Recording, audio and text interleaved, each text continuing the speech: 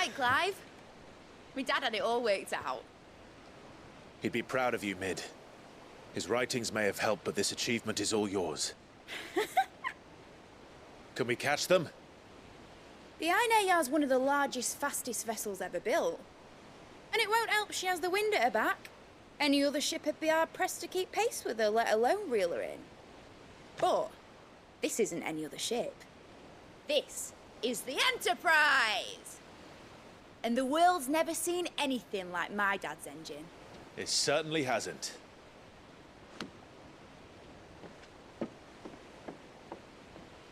Clive, what do you know of Barnabas Tharm? Only what the bards sing. That he sailed to Ash from southern lands. That it was his mastery of the blade which won him the throne. And that his sword, Odin's sword, can sever the very threads of creation. But don't lose any sleep over a last tilt. We'll do what we must to survive. What we must.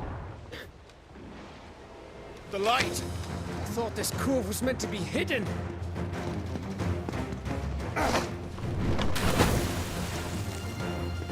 Mid! Company! Eh? We'll hold them off until the ship is ready. But hurry! Bollocks! All hands! Man your stations!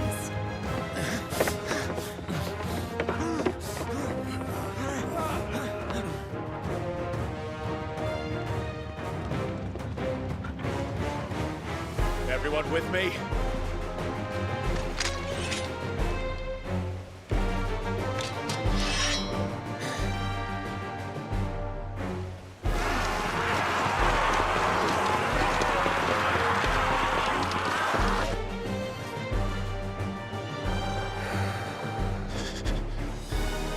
Here they come!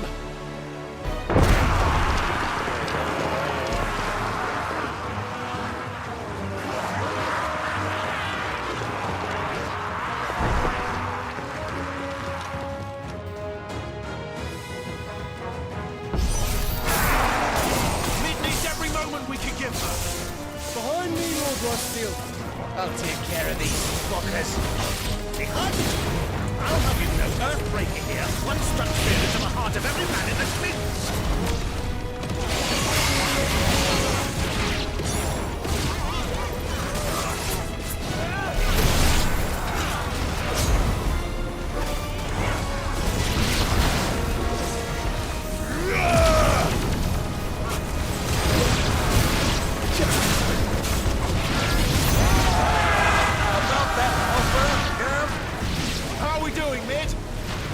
I thought you said that ship was fast!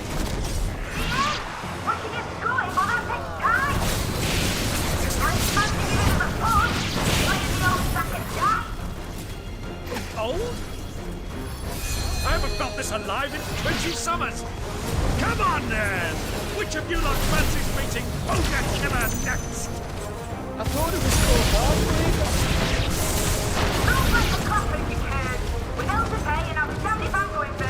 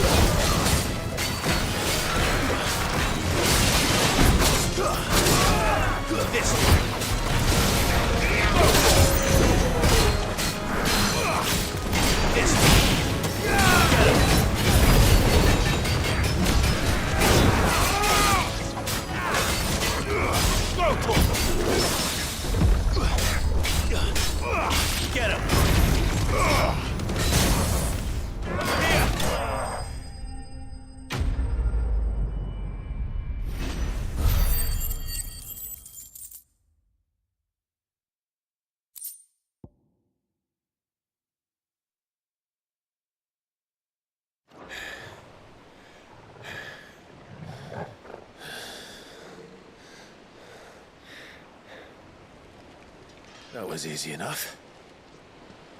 Alright, you lousy lot. Get your asses on board. She's ready to sail. You heard the captain.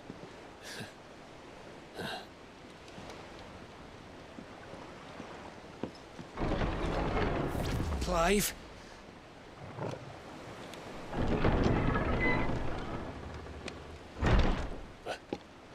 But I thought he was... Confounded. Then it is as I feared. Sleipnir is no man, but a creation of Odin.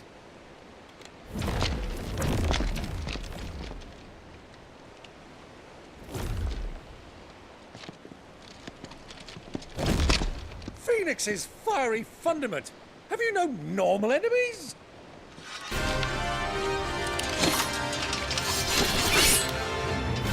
Up for another round? Of course we are.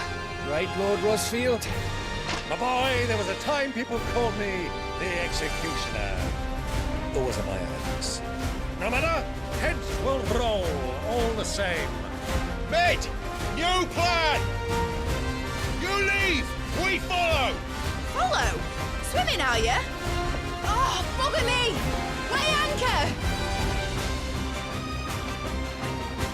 Engine's dead slow ahead!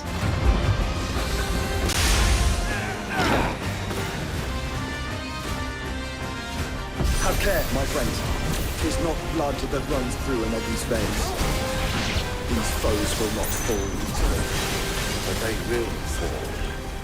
Like oaks before a woodman's axe.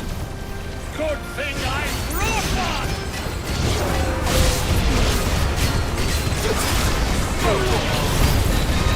How long are we meant to keep this up? As long as it takes. Unless you have a better. Well, I've already killed at least 5 of the bastards. Fuck it! Let's do the lot!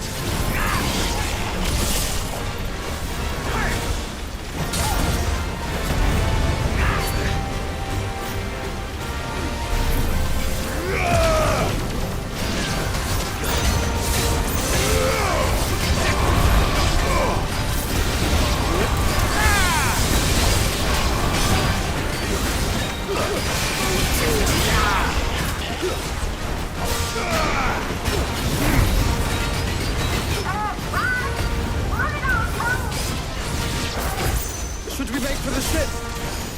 Not yet. Wait for my signal.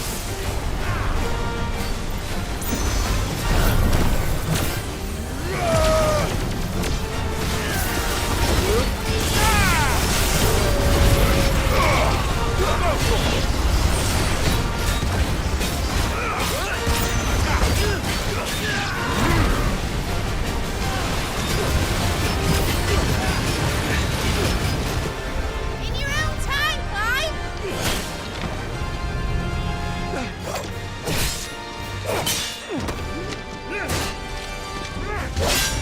Right, grab for it!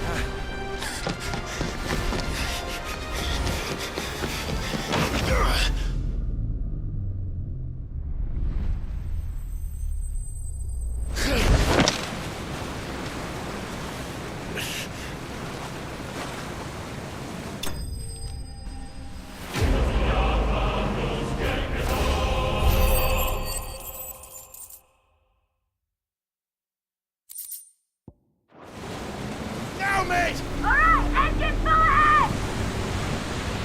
And hold on tight!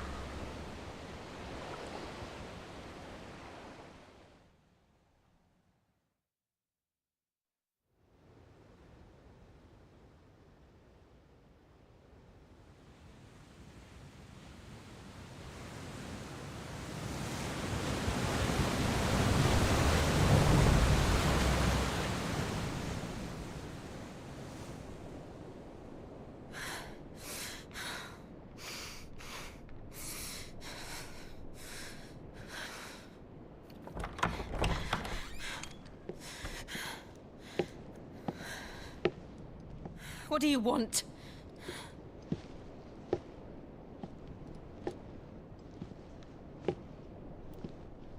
That's quite a mess you've made. And wholly unnecessary. You are my offering to Mythos. I would not see you damaged.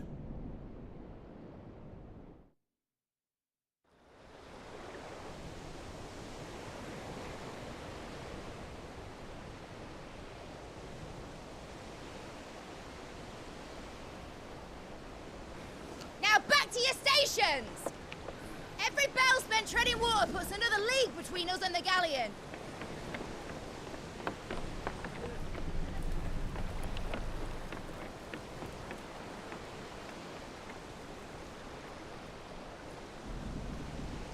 I don't suppose Mid has a spare engine?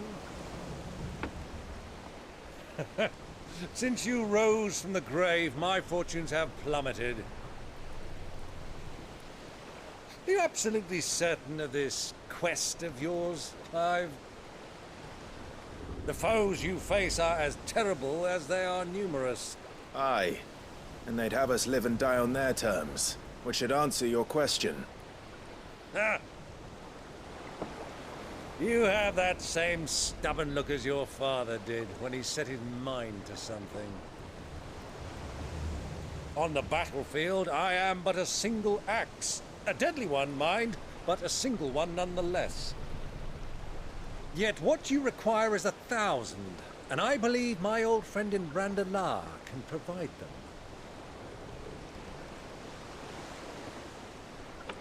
Take care, Clive. I have many more tales of your father's exploits to share. And I cannot very well do that if you're dead. Again. Good luck, Uncle. And may fair winds attend you. As for you, Joshua, take care. I shall do my best, Uncle. Farewell, my nephews. When next you see me, it shall be with an army at my back.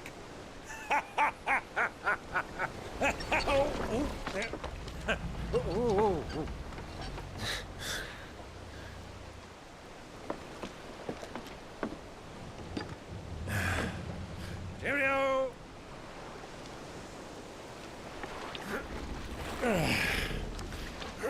Oh, yeah.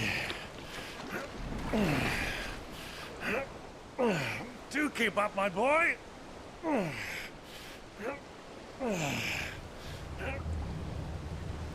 Well, we can't have him showing us up now, can we?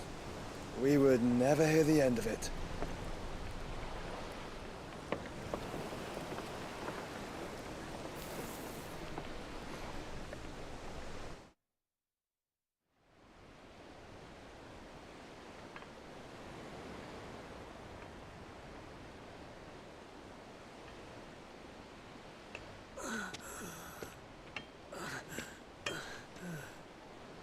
Greek of mercy.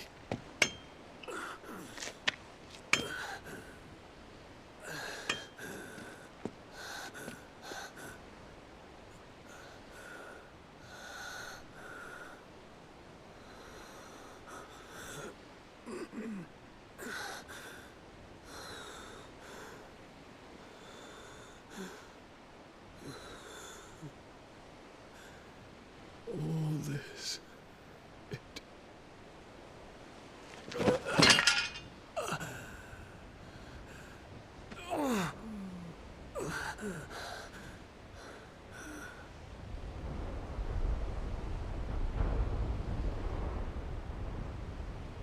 What have I done?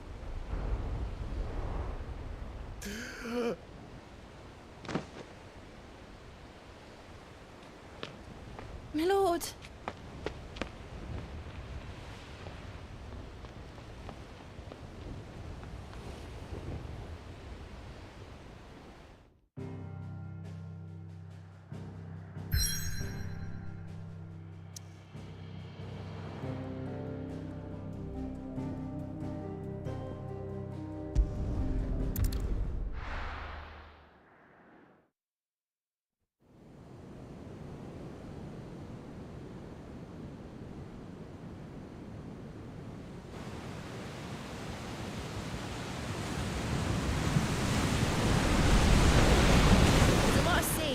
here in Waloed, but any ship heading north has to round Zemeckis and put through the Narrow.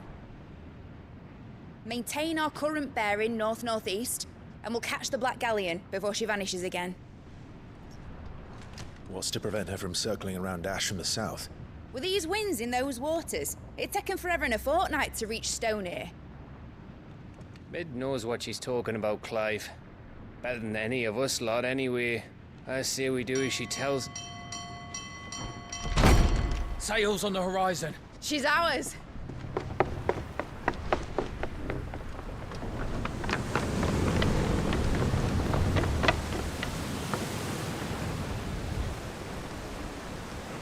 Look alive, boys! Full ahead! And keep those furnaces fed! Do you feel that? Jill. All hands! Battle stations!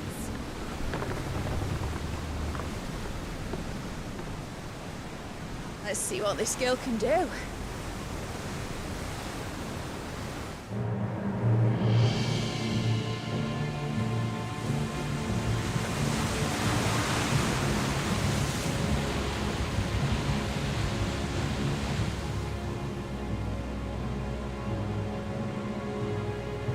Where one leads, so does the other follow. The bond of consciousness which joins them condemning both to the same fate. Yet my every attempt to strike it from their hearts serves only to tighten its hold.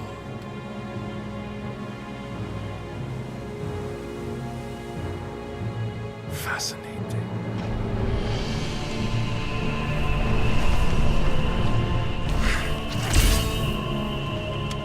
But then, there is naught my blade cannot sever.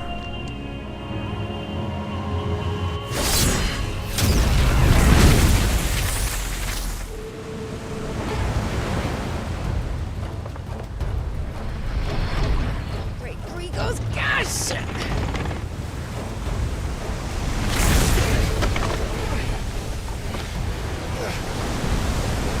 Barnabas. Hard a port! Heads down, you brutes! And brace for impact!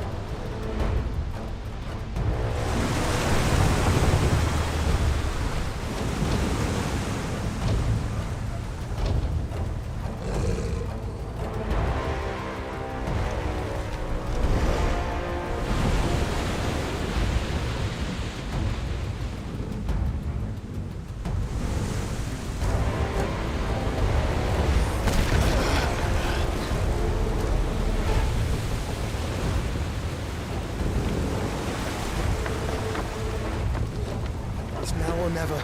I'll find her.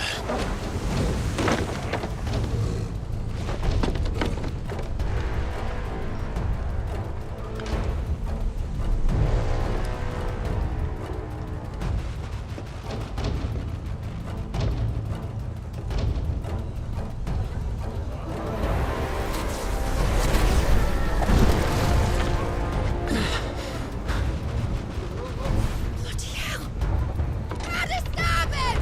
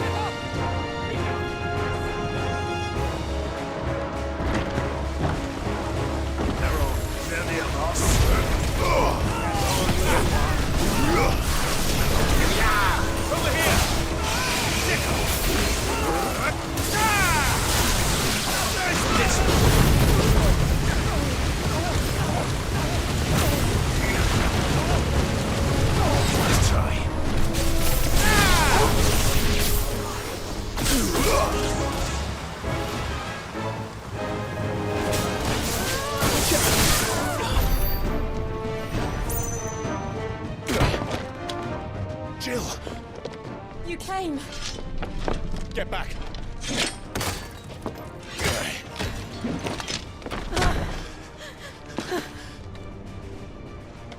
Clive, how did you... I'll explain later. Hands.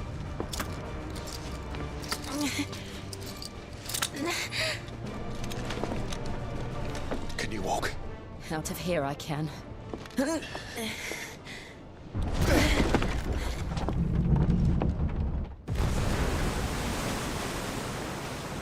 Stand still! Phoenix. Are you not the dominant of fire? I see naught before me but a guttering flame.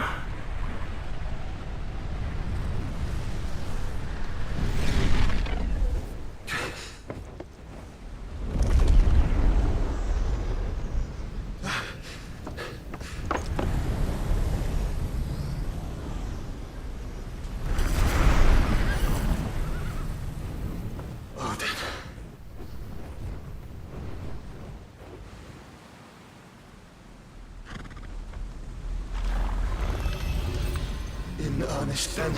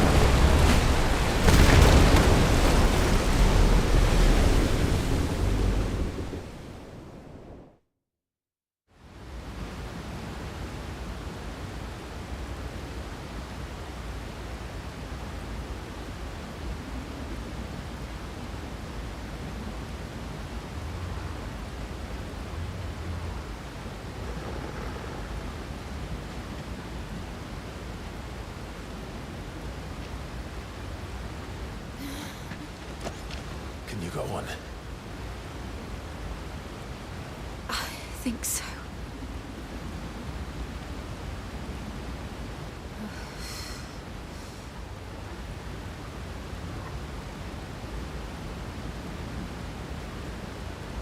But to where?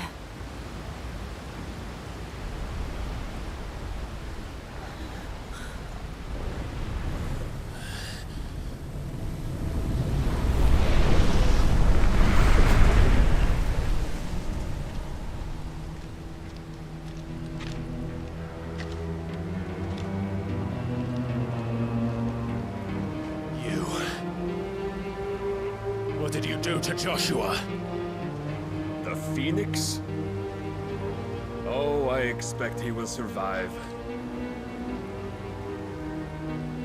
This consciousness in which you coil your feeble souls is grown thick with desperation. And thus has my master turned to my blade.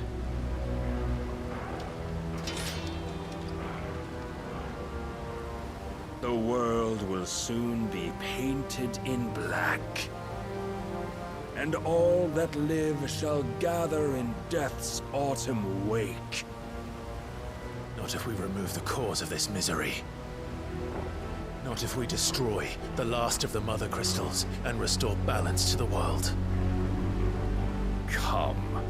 Do you truly think it's so simple?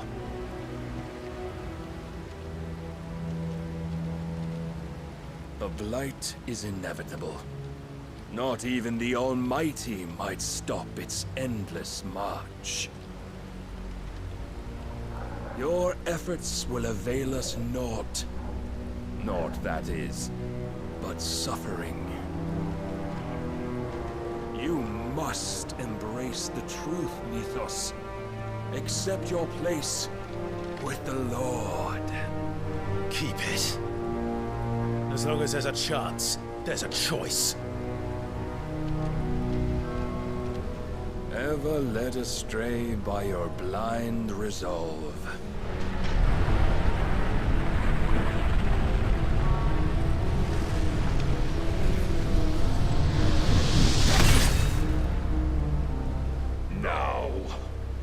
is time you learn the inevitability of your divine fate. However much it may hurt. Get as far away as you can. Clive, no. Trust me, Jill.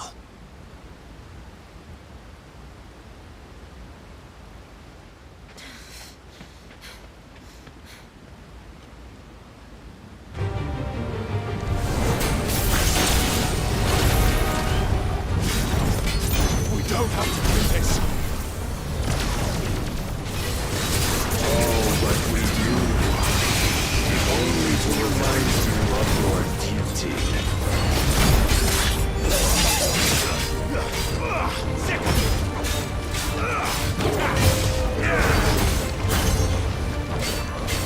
In the short time since our last meeting, you have grown much.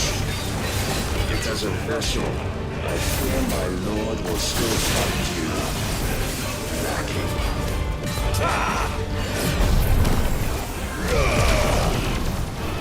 Defend yourself! Nice try. All this fire and fury, and for what? Stopping the blight. A foolish notion fed to you by a foolish man. How dare you? You know naught of this world nor of our place in it. I have seen enough. If reason cannot sway you, there are other means of persuasion that might. Cast off the chains.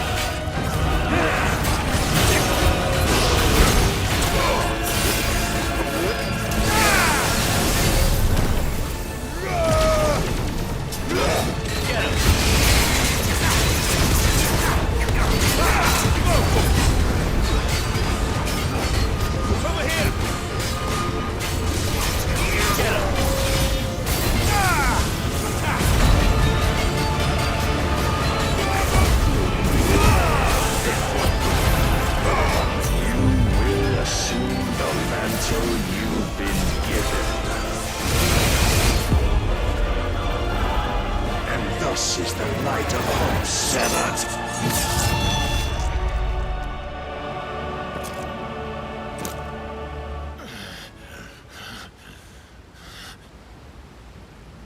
You would yield so soon. Never. Clive!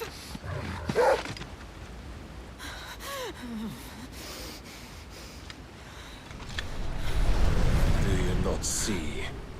Your iron will weighs you down, dragging you ever further from your purpose. And what is my purpose? Mythos. Who are we? What are the dominants? The breath of the Creator still warm on our lips. We carry his light that we might guide the masses in his name. We are but mighty acts of God. We are more than that. You would be nothing without what he has granted you. The power we wield is his, and yet every time we draw upon it, it wears away at our very being. It breaks us, it unmakes us, that its immaculate aspect might reveal itself. The icon. It is too much for even his chosen few. Apart from you, Mythos, you wield the might of many, yet your body does not answer for its avarice. What are you saying? What I am saying is that we dominants are a means to an end. We were created for you, that you might drink deep of our strength and thereby fulfill your divine purpose. Which is? To feed. As you would know, could you only look beyond the walls of your prison of self-regard. As long as you choose to ignore this, You shall never penetrate my defenses. Still, you may take solace in the fact that you are not alone in your plight.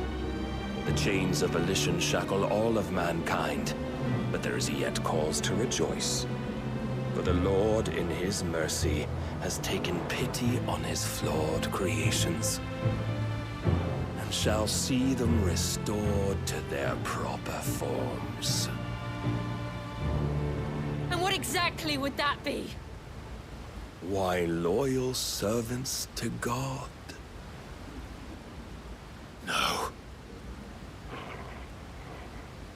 Manners, Lord Rossfield? They are men, like you and me.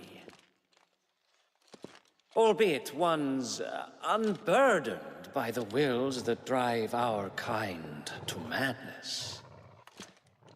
They are pure. They are divine. You mean to turn everyone Akashic? Not turn, Mythos. Turn back. For too long has mankind been led astray by their clamorous wills. It is time they return to a world of quiet equality, where they might once more know salvation. Salvation? And abandon everything we hold dear? We don't need your salvation. We'll save ourselves, and we'll do it on our own terms. Not yours. And not your gods! With every defiant expression of your will, the tighter the chains of consciousness become. But perhaps that fact may be put to use.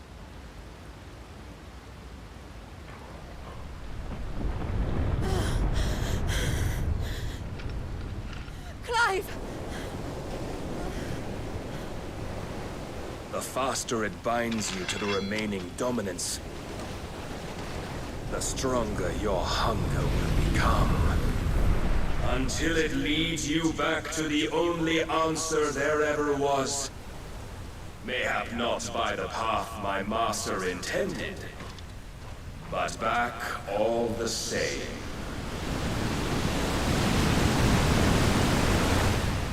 Ash is not far. I could freeze a path. You're in no fit state. Probably not, but I can try.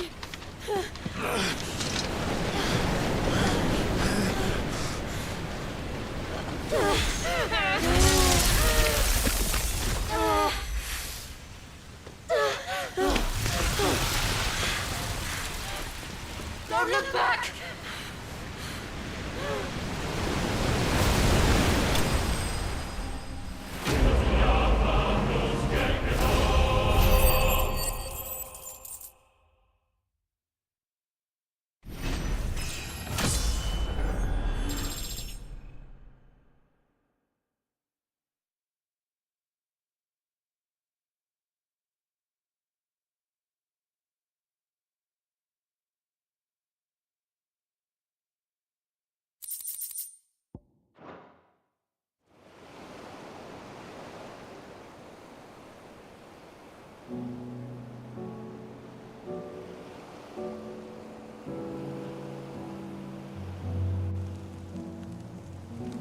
I hope the others are safe.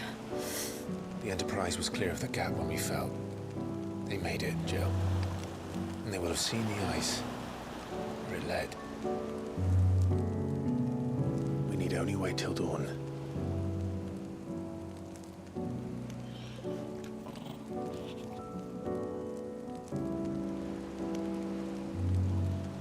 This is the second time Barnabas has bested me. I'm powerless against him.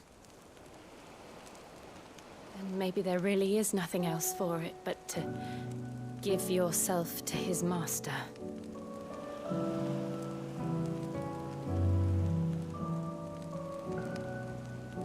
Only you won't do that. The Clive I know would never do that.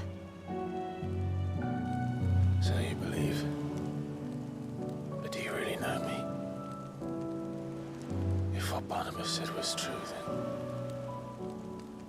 I'm more monster than man. And each time I summon the flames from within,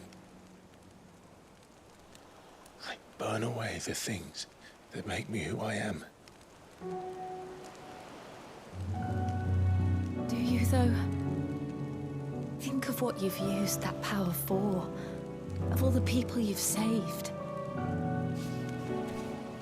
It doesn't matter how or by whom it was granted, only how you choose to use it. And you've chosen to use it for good, haven't you? I've also used it to kill. What if that's my purpose? What if it's all I'm good for?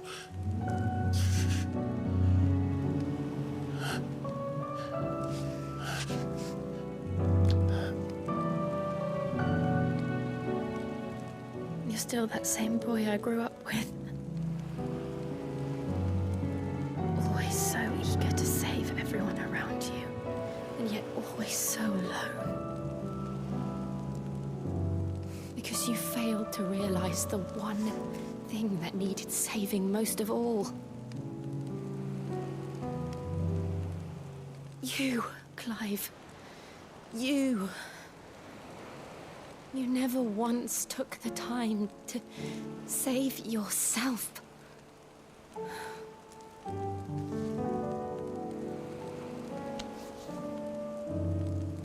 Myself? I think I might be beyond saving. No one is beyond saving, provided they want to be saved. You fight to survive. And you survive so that you may protect those you love. It's what you do. What you've always done.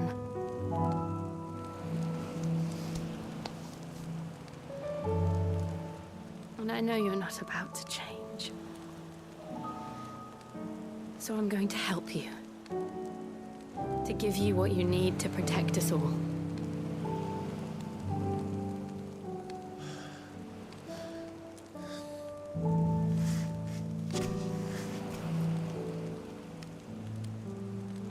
Jill.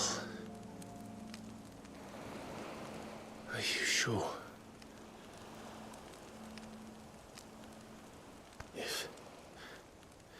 If this is what you want, then...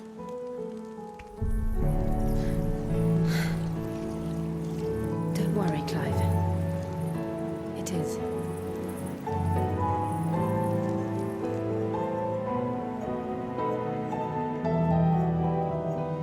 This burden, I'll give you the strength to bear it alone. But I'm not alone.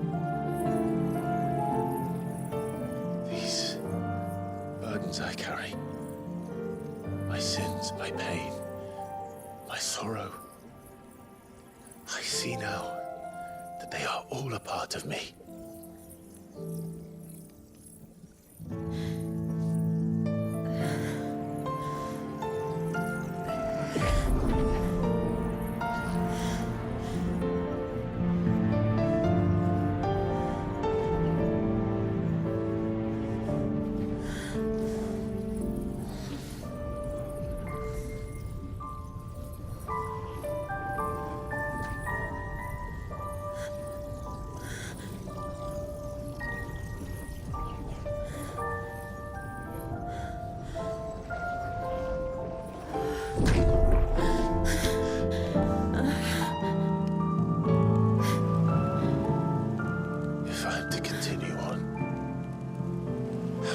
My life to those I love,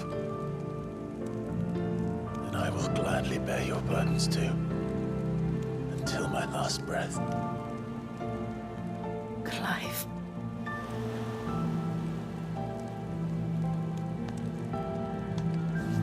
I promise you, Jill,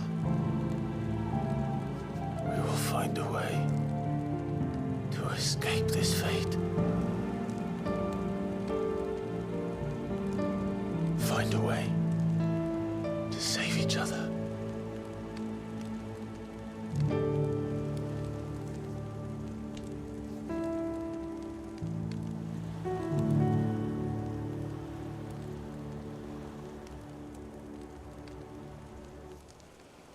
we might one day look upon the moon again. Together.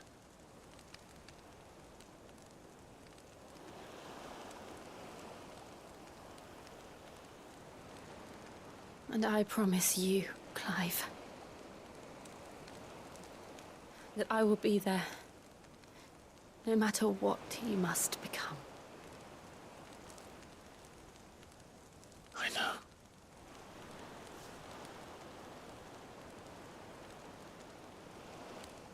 I never thought a smile could bring me so much joy.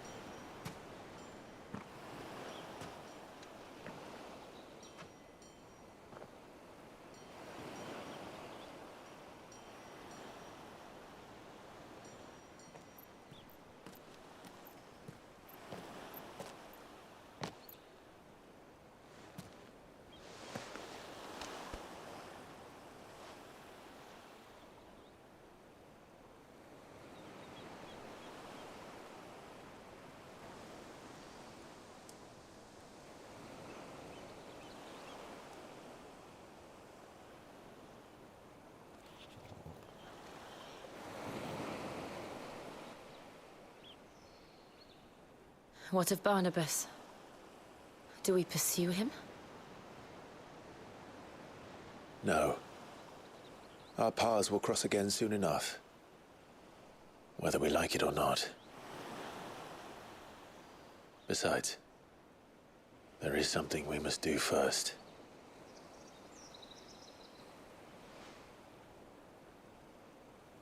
Of course. Drake's spine. The last Mother Crystal. The Einherjar is at the bottom of the sea. Waloed won't dare move on Storm without her. But they know we're coming now. We'll need a plan. And a damn good one at that. Then let's go home and find one. Ash will have to wait.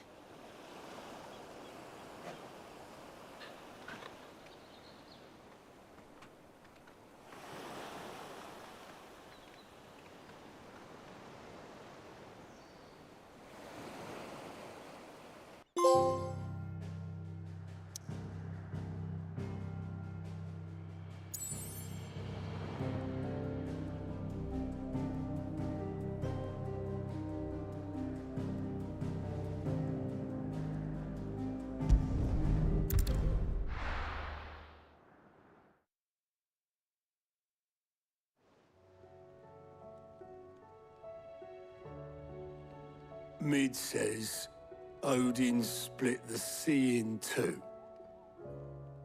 She's always been partial to a tall tale. But there's tall, and then there's tall. I struggle to believe it myself. I see your uncle isn't with you. He stayed with the Enterprise. After our brush with the Einherjar, she was in urgent need of repair. And my uncle knows a shipwright in Randalar. We're to join him there when we're ready to sail for Ash. You sure that's wise? Last I heard, the place was still overrun with Akashic. Show me a city where that isn't true. Ultima's plague is spreading. We're running out of time, aren't we? We've done our best to shore up that hideaway. But I doubt a few planks will stop what's coming. Still, we'll keep at it.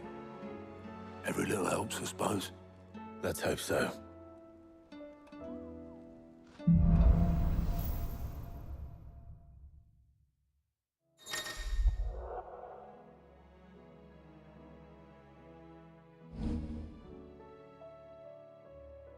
should visit Joshua. Assuming Talia will allow it.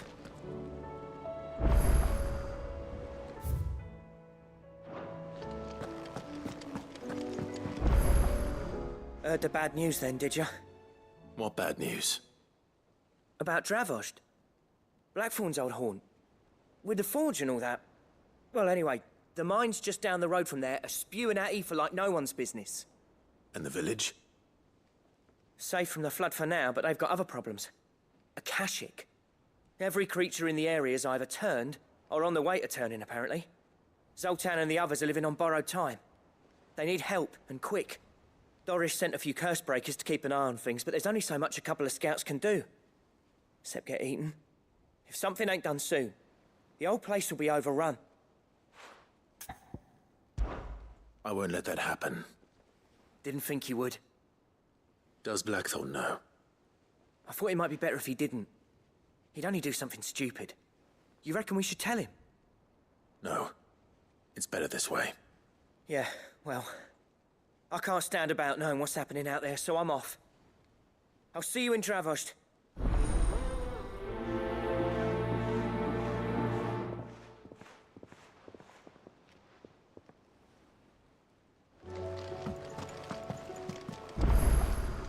Fancy a look at the list, do you? Anything catch your eye?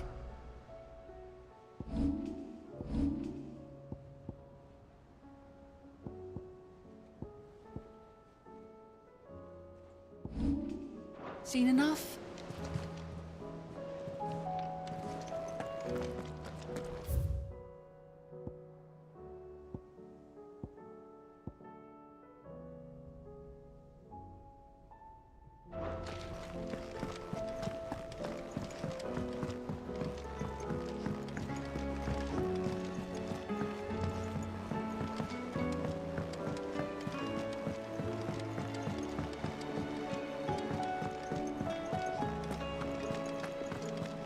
Don't tell me we've run out of Stew's awfully thin these days.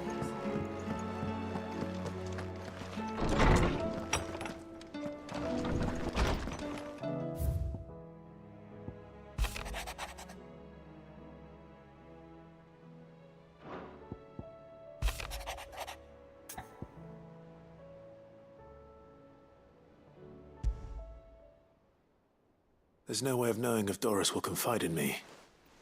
But I can speak to her at least.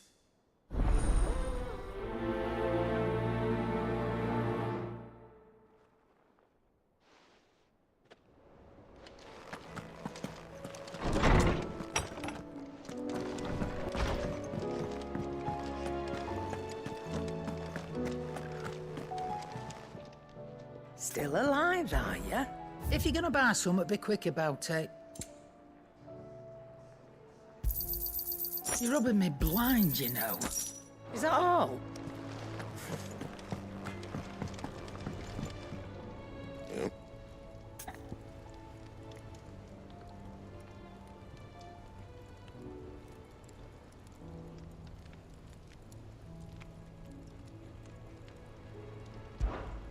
What do you want?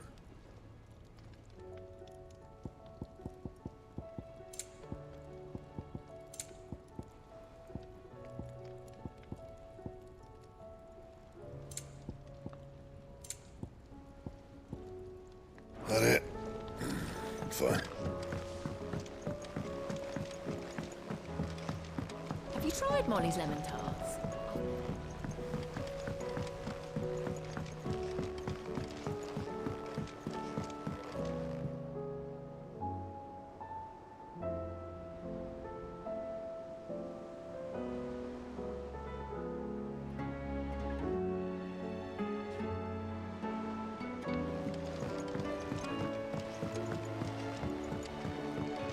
Canva lost. It can't be true. I'm sorry. Miss, can we read Miss Editor's story for us?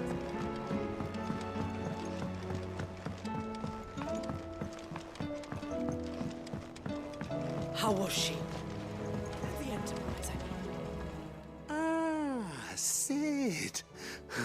Just the man I was hoping to see. Did you have a mo? Don't tell me. You need more bomb ash. Oh, no? We still got plenty of that left. I'm working on bringing another one of the Chief's designs to life. This time, it's a new smelter. It's got a reverberatory hood over the top for additional thermal amplification and a system of reciprocal recirculatory regenerators that let's just say it gets very blimmin' hot. A heck of a lot hotter than anything Blackthorn's got in his forge, that's for certain. Only Mithril engines get hotter, and you can't chuck ore in one of them and get metal out the other end. Trouble is, we won't be able to make out of any old rubbish neither. We need the good stuff. And I hear you once helped Helena get her hands on exactly that. Any chance you could help me too? If it's for the good of the hideaway, I'd be happy to. Oh, it is. I promise you. So, what exactly is this good stuff you need me to find? We've got a couple of examples here. Spherical echoes, we call them. More fallen materials. So this smelter is similar to the Mithril engine in more ways than one. That's right. They're a bit like the thermal helms. Fallen ceramics deal with heat like nothing else, see? And what's more, they're directional, transferring heat from the inside to the outside. But these things, they're all outside. If we line the hood with them, they'll reflect the heat right back into the furnace. We've collected as many as we can, and I know where we can get the rest. Trouble is, they're all watched over by their bigger, uglier cousins. So you want me to visit some ruins, destroy some echoes, and bring back the spheres they're guarding? That's it in a nutshell, yeah. We're only 3 short, mind, and we know exactly where they are. There's one up Amber Way, in that ruin that they call Lost Plume, and another in the Silent South over in Dalmekia. Last one is in the ruins of Advent, which is in the Empire. All right then. Wish me luck. Will do. I'll be keeping all my fingers and toes crossed.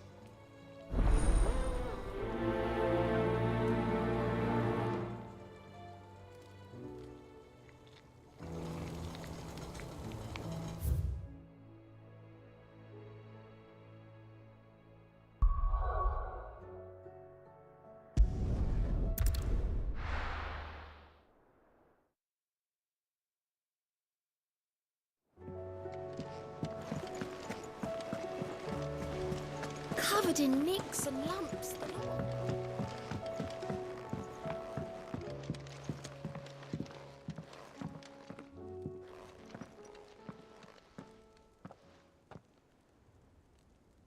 Where are you? Can I help you, Sid? I'm looking for Doris. Is she here? I'm afraid not. She's at Martha's Rest on a job. My job, actually. When she heard what the mission was, she insisted on going herself. Alone. Did she? What was the mission? Following up on some new information. Once they'd settled in, the bearers you helped liberate in the Dragon's Eyrie were keen to talk about their imprisonment. And about their captor. The slaver Cole's team were tracking when they were attacked by the Beastmen. I'll go and find her. She's at Martha's Rest, you say? If she's not moved on already, yes. I hope everything's all right. Why would Doris insist on going alone? Maybe Cole was right to be worried.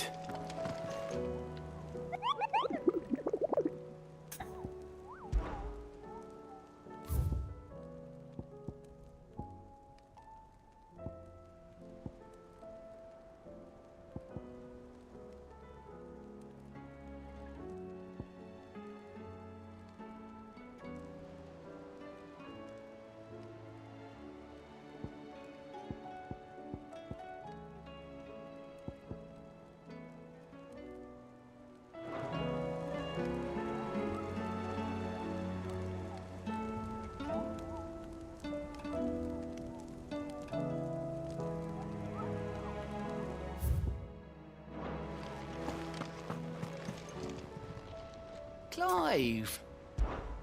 Quick look.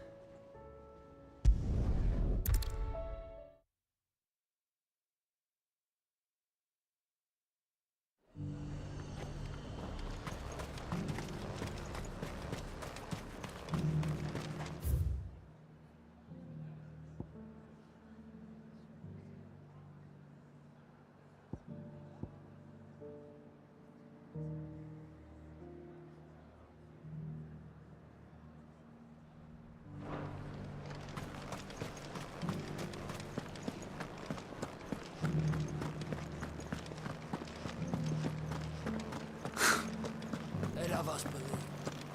There were ghosts at the gates not days ago.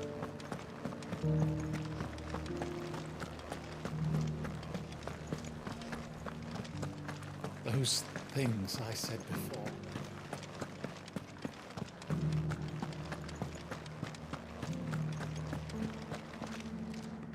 Oh, Clive. What am I to do? My wards and I may soon be without a home. What's happened? The High Cardinal has descended from his lofty throne and taken up residence here in Northreach. The High Cardinal? Leader of the Council of Elders, second only to his Radiance at the head of the Imperial government. Not that any of those things still exist. Now he goes by his noble title, the Duke of Oriflamme. And what does he want with Northreach? He wants to transform it into a military stronghold, a foundation upon which to build a new Sambrec. He's already secured the support of the various army remnants, with promises that they shall be afforded the respect they deserve in his empire. One built on the confiscated property of the people. He would rob the populace to pay for it. Believe me, I have used every means of persuasion to discourage him from this folly. But for whatever reason, he will not listen to me. What does Captain Philippe make of this? When the town was under attack, it was him the soldiers rallied around. Couldn't he use that influence again? How? By speaking out against one of the most powerful men in Sambrec. A man whose stated aim is to revive the empire Philippe's comrades swore to serve, and to improve the soldiers' lot within it. The captain can offer them a regular supply of gruel, and an occasional trip to the Vale to help them forget the terrors they face each day. The Duke offers them a vision of strength and safety. No. Any attempt to incite mutiny would cost Philippe the support of his men, if it did not cost him his life. But given the mood around town, mutiny may yet be unavoidable. The people have little appetite for further deprivation, least of all when it serves only to elevate others. And who could blame them? Clive, would you appeal to the Duke on my behalf? For your services to Northreach, you have the respect of the soldiers, and they will take you to His Eminence if you ask them. And unlike Philippe, no bonds of loyalty prevent you from speaking your mind to the man. Well, will you try? You could hardly fare any worse than I did. I'll see what I can do. Thank you, Clive.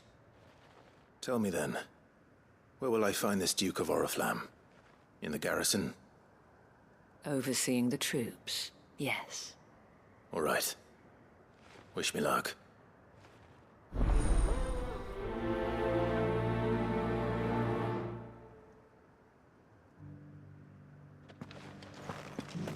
I may have met this Duke before, at the Remembrance Ceremony. Let's hope I didn't make a strong impression.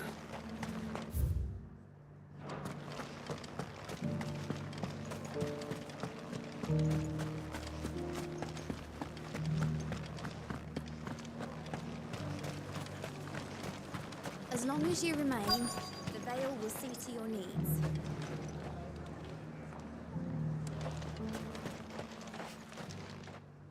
Halt! Oh, sorry about that. You're the dame's man, aren't you? You got some business with the captain? No, actually. With the Duke. I was hoping I might be able to speak with him. We're under orders not to let any civilians pass. But you should be all right. His Eminence has heard all about you and your heroics. Wait here. I'll go and ask.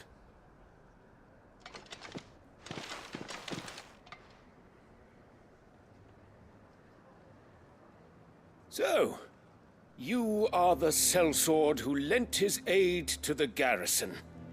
The Empire owes you a debt, and I shall see it repaid. But tell me, is it wealth that you seek, or favor? Neither, Your Eminence. I thought only to inquire about your plan to turn Northreach into a stronghold. Ah, I see. You are worried the expanded garrison will render your services redundant. Yet you needn't be.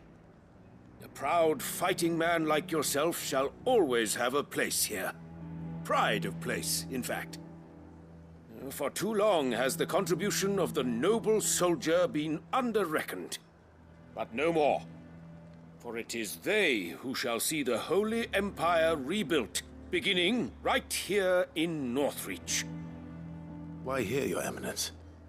The town has been fortunate enough to escape largely unscathed from the recent troubles. Her defenses are sound, and her garrison well prepared. Which is more than can be said for Oriflamme or Twinside. The Empire wants for a capital, and I believe Northreach to be the perfect place. With Caer Norvent as her citadel. Once we have seen to the refortification of both the town and the castle, we need only build a wall around both to create a city that would be the envy of the twins. Plans are already underway for the construction. Soon enough, these thralls shall learn that they are no match for the might of Sanbreque. I fear you underestimate how dangerous these creatures are, Your Eminence. Should they return in force, you will need all the people of Northreach to come together in defense of the town. Something they may be loath to do if they've been deprived of their worldly goods. The people will do as their leaders command. If Sanbreque is to be rebuilt, she will require a functioning government. One whose authority is beyond question. That is why this levy is necessary. So that any man who wishes to join the army might do so and be fed, outfitted, and paid as befits a defender of the Empire. And yet there are those who persist in peddling the treasonous lie that I seek to steal from the people and drive them from their homes. I suspect they're afraid of losing what little they have left. Precisely. The common folk have little and less, and you mean to deprive them of even that. You would sow the seeds of your new empire in your own salted earth. Sabine, we have discussed this. Yes, and I told you then how putting the empire before her citizens would lead only to revolt. Without an empire, there are no citizens. And in yours, there will be only beggars. Is that what Griga wills for her people? Do not take her name in vain, Sabine. I'll come back later. A citizens' revolt. I wonder what the people really think of the Duke's plan. It wouldn't hurt to ask them, I suppose. Let's begin with those on the other side of the wall.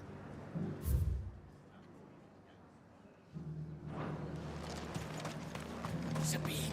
As long as you remain.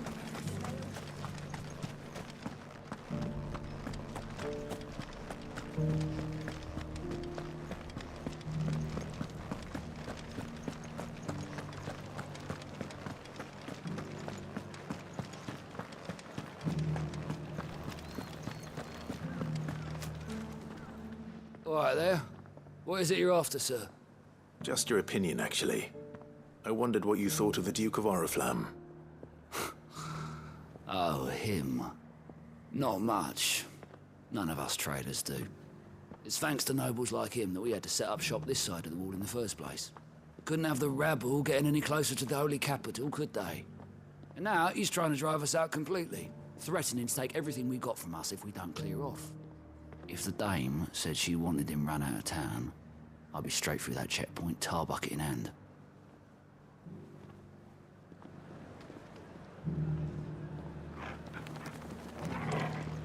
We have hearts and hinds, cocks and kings.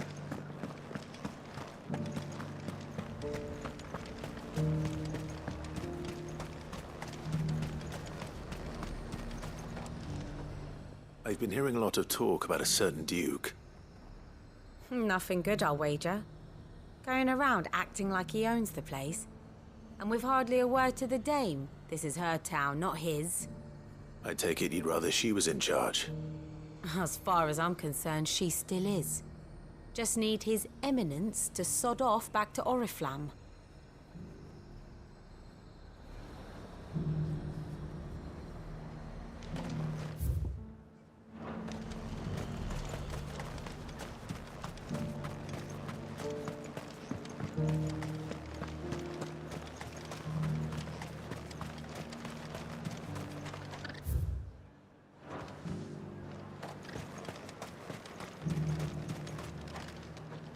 A question, if you don't mind.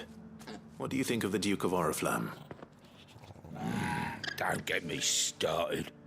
You build a life for yourself somewhere, earning for some noble to turn up and tell you you've got to hand it all over to him.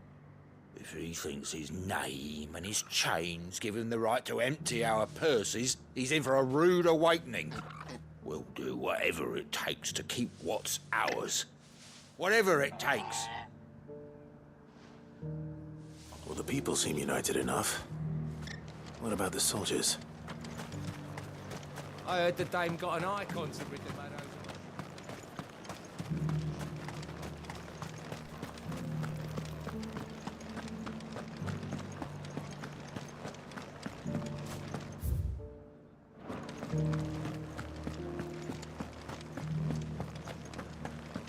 Those things I said before. Excuse me, do you have a moment? I wondered if you'd mind sharing your thoughts on the Duke of Oriflamme. Well, he's made a lot of enemies coming in the way he did. But I mean, look around us. You can see the state the realm's in. The traders might not like having the screws put on them, but if they volunteered a few more of their hard-earned gil before things got bad, maybe they wouldn't have to. I think the Duke's got a point when he says rebuilding the Empire's the best way of making sure we're all protected. And if that means people who don't know one end of a sword from another have to make way for those who do, well, that's just how it goes.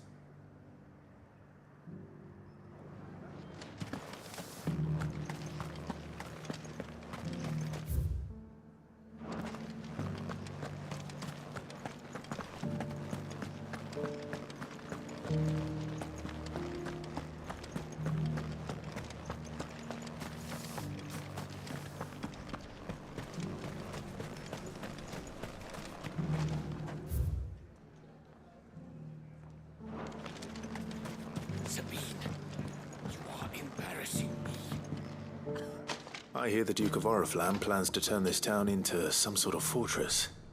Do you think that's a good idea? It's not for me to say. All I know is that unless the Emperor orders me otherwise, His Eminence's word is law.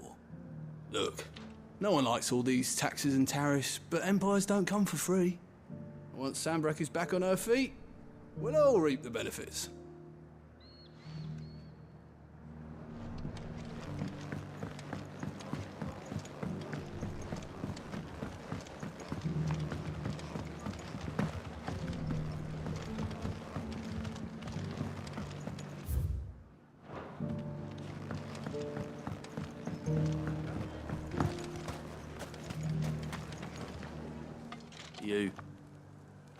You're the one who was talking to His Eminence. On the Dame's behalf, yes. I was trying to persuade him not to take the people's goodwill for granted, but it seems my words fell on deaf ears. What do you think of his plans? I'm a soldier, mate. He tells me what to do, not the other way round. Listen, I've got nothing but respect for the Dame, but I've got a family to look after. That's where my loyalties lie, not with the town or the Empire, but with my wife and children. If the Duke can get us the men and the equipment we need to fight off those blue-skinned bastards, I don't care how he does it. Let's see what Philippe makes of all this. I left everything in the capital. What am I to do? Where am I to go?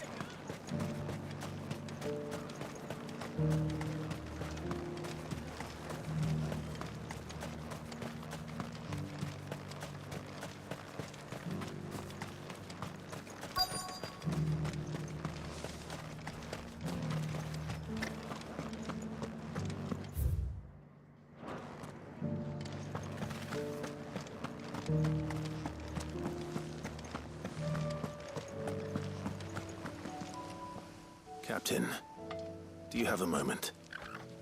For you? Certainly. Clive, wasn't it? Thank you for last time. How can I help you? I wanted to ask you about the Duke of Oriflamme. Do you intend to go along with his plan? But to tell you the truth, I'm in two minds. It's my sworn duty as a captain of the Imperial Army to obey his orders. But I can't say I agree with him. Philippe, I remember you saying that you became a soldier to protect the people you loved. The Dame included. That's right, I did. Well, she doesn't agree with the Duke's orders either. She thinks they could tear Northreach apart.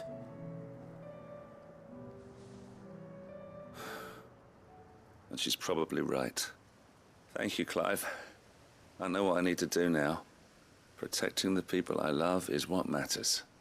Doesn't matter how. Well, duty calls, so I better go.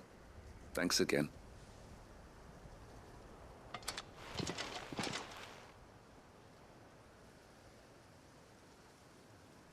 It seems Philippe wants to do the right thing at least. I expect Isabel will be pleased to hear that, if nothing else.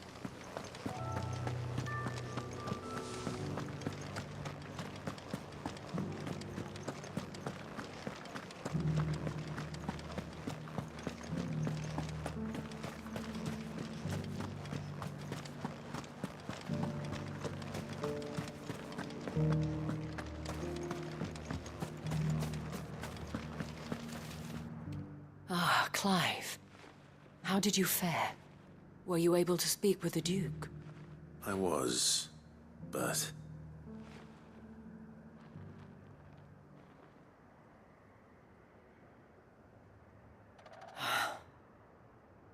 So Northreach is to be a fortress after all. Well, it will certainly help to hold back the thralls. There's no denying that. Though I doubt it will come as much consolation to the townspeople whose worldly goods are confiscated to pay for it. They deserve to be heard, Clive. To have a say in this new empire the Duke means to build. Sadly, His Eminence values their obedience more than their opinions, and hopes to reassert the authority of the state. I fear he sees the people as mere pawns on his chessboard to be sacrificed for the greater good. Needless to say, they themselves are of a different opinion, and would rather their destinies were in your hands. The soldiers, meanwhile, are content to follow their orders. And not just because of the Duke's rank, but because of his vision. I thought as much. Had I sworn to protect Sanbreque, I dare say I too would want nothing more than to see it rise from the ashes. Thank you for trying. But the battle is lost. I don't know about that. What happened to your uniform? I handed it in, along with my resignation. Told the lads I wished them well, but that I owe it to those I love to call it a day. But why? Because I realized what really matters to me. Not following some nobleman's orders for the sake of it, but protecting what I care about. Protecting Northreach.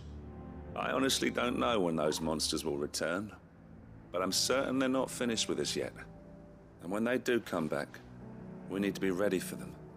We need to stand together, all of us. And with you to lead us, milady, I reckon we can do it. It was you who finally convinced me, Clive. There's no point following orders if they go against everything you believe. Indeed. All of us, standing together.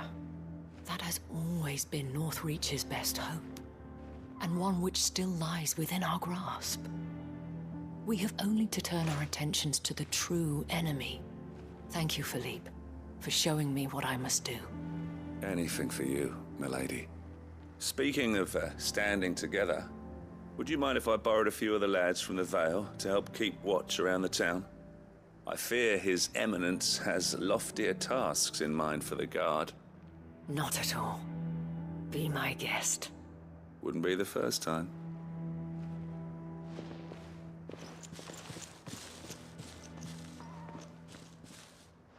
There may be hope for Northreach yet. Especially with men like you and Philippe to champion our cause. I, for my part, shall continue to work upon the Duke, in the stubborn belief that I might still tempt him into joining hands. But I suspect I shall have to call upon your aid again. Until then, Clive. Until then.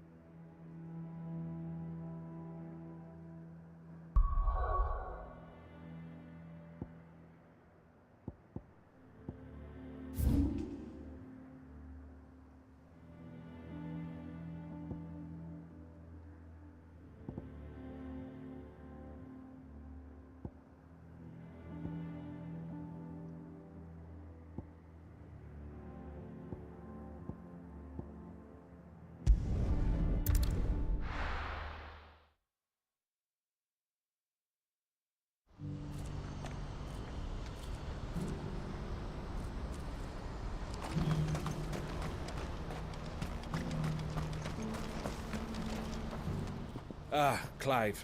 You'll be pleased to know that the negotiations are progressing well. That is good news. Yes. Our comrade in Randala has just sent word that the contract should be signed very soon. But I still have much and more to prepare. It's a huge undertaking moving this many bearers at once. You couldn't do me a quick favor, could you?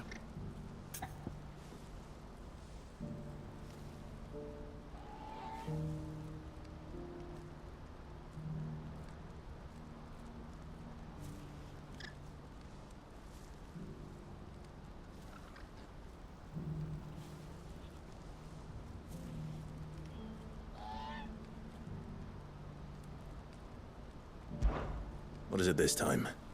More wild beasts? Nothing like that. I just need you to go over to the caravans and ask Elle how long we have until the bearers arrive. Find out exactly how much faster I need to get all these supplies moved. All right. I'll go and ask. Thanks, Clive. I owe you one.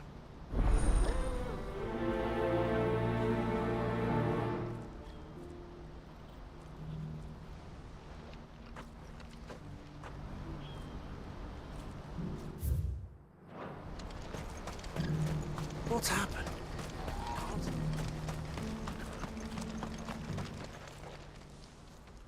Don't blame yourself, Elle.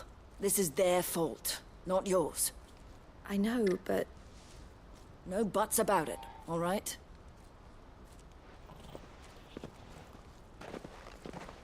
Is something wrong? Vonnie came to give me a message from our intermediary. The talks with the Republican army have fallen through. They've reached an agreement with the Silver Peak Consortium instead. Though prices have fallen of late, we deliberately offered above the going rate to try and deter other bidders. But the Consortium offered double what we did, and the army jumped at the chance. And you had no opportunity to make a counteroffer? None at all. And we were so close. Elle? What's happened? I saw Vonnie leaving. She didn't look happy. And with good reason.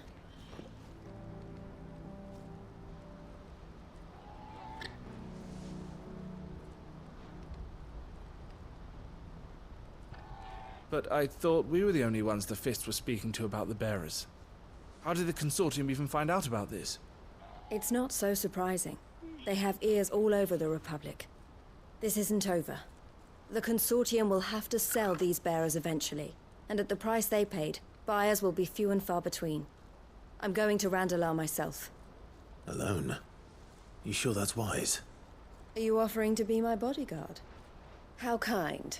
Meet me at the checkpoint near the capital gates. I'll send an owl ahead and request a meeting. You go to Cashlock, Theo, and get everything ready. We've waited far too long as it is. Even if I fail to free these bearers, there will be others. Someone needs to prepare the place and keep any prowling beasts at bay. Oh, and that's me, is it? Well, it looks like I'm following orders till she gets back from meeting the Silver Peak Consortium, who've been doing their best to undermine our scheme. She'll never join them after this, surely. No, she said it herself. She still has plans for Cashlock, even if this one falls through. She means to stay with us then. I can't say I'm not happy to hear it, but... is this what she really wants? You have to trust her. You're right. It's what she wants now. And if Elle's off fighting for the cause, I should do my part too. So I bid you farewell and safe travels, my friend. I'll gather my men and leave for Cashlock. We'll make sure the place is well stocked and defended. You go to Randala and see if you can stop my sister biting the Consortium's heads off. If she won't consider her prospects, someone has to. I'll do my best.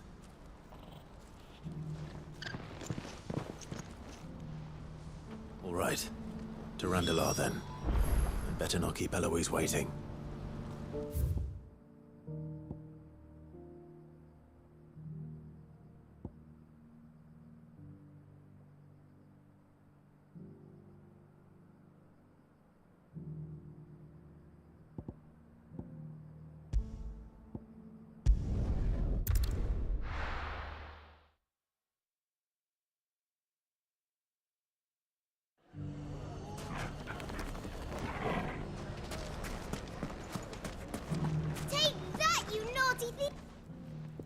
Clive! To what do I owe the pleasure? I just wanted to see how the town's been faring since you brought everyone together. Since we brought everyone together, all is absolutely wonderful. Conrad and Natalie's hands remain safely away from each other's throats and firmly at the helm. Our stores are full, and the bandits still too disorganized to raid them. Just as the good Lady Jane and Lord Underhill intended. Are you a lord? Lubor's going to be one too. They're going to make him the Lord of Dalimil, because of how he stopped all the grown-ups from fighting. It's the mayor of Dalimil, dear child, and the vote hasn't taken place just yet. But if the people wish me to lead them, I shall. And my first act will be to build a school so that menaces like you two learn not to interrupt your elders. Speaking of menaces, there may be a rather worrying one just over the horizon. May there indeed. I'm afraid the example Conrad and Natalie set in putting aside their differences and presenting a united front might have caught the bandits' attention. And they might have elected to take a similar approach. They have formed what one could call a League of Outlaws, and they grow more organized by the day. We'll fight them all off just like last time, no matter how many of them there are. Won't we, Lubor? Of course we will. If we continue to work together, we can overcome any challenge we choose to face. The longer we avoid facing this one, the more difficult it will be, until the only way to overcome it might be to run for the hills. Our best hope is to nip these efforts at organization in the bud, by finding those ne'er-do-wells who have yet to join the cause, and ensuring that they never do. Perhaps a certain Lord Underhill might be willing to lend us his aid once more? How could I refuse? Thank you, my lord. Victor will fill you in on the particulars. I have him stationed by the Desert Gate, receiving and collating reports from my scouts. Such an amenable soul. He reminds me of you. I'll go and speak with him.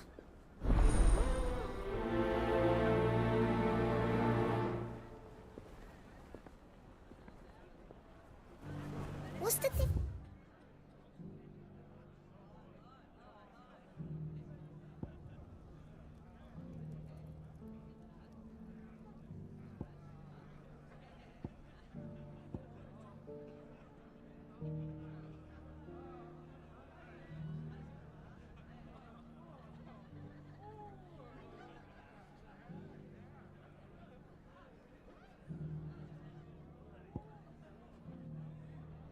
Difference between a lord and a mayor? That's easy. A League of Outlaws. Sounds like we have some competition.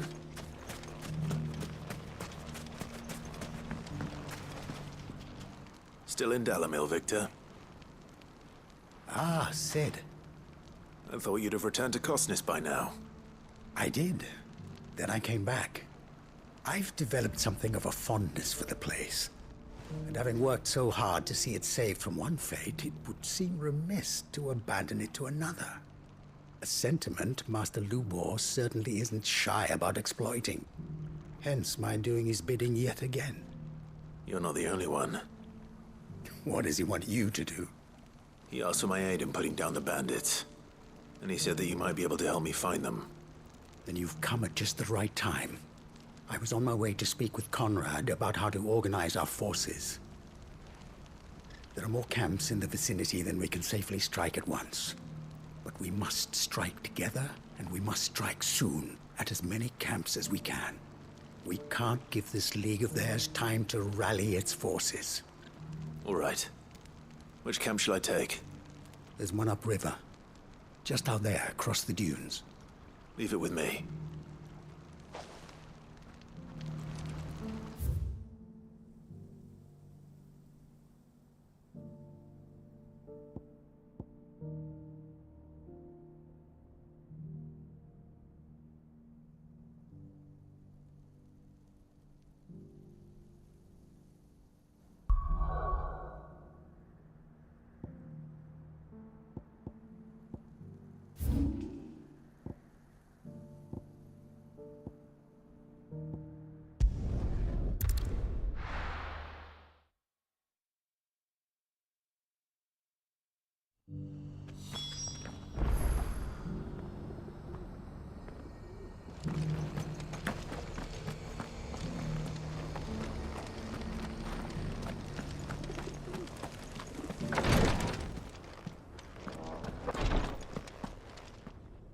Lord Rosfield, is there aught the Undying might assist you with this day? Perhaps.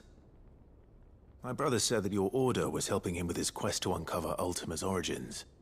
Have you learned anything of note since last we spoke? Little and less, I regret to report. I see. Be assured, however, that we will not rest until the truth is known.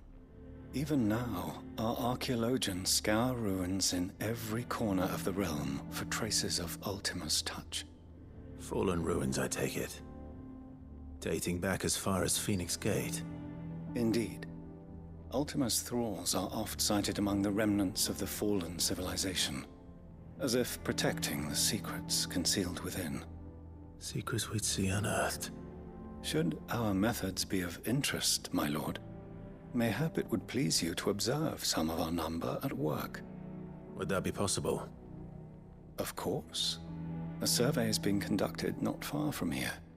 Perchance you are familiar with Kretov, a small hamlet built around a fallen airship. I was due to visit my colleagues there to collect their preliminary findings, but if you would consent to do so in my stead, I'm sure that they would be honored to relate any discoveries they have made to you directly.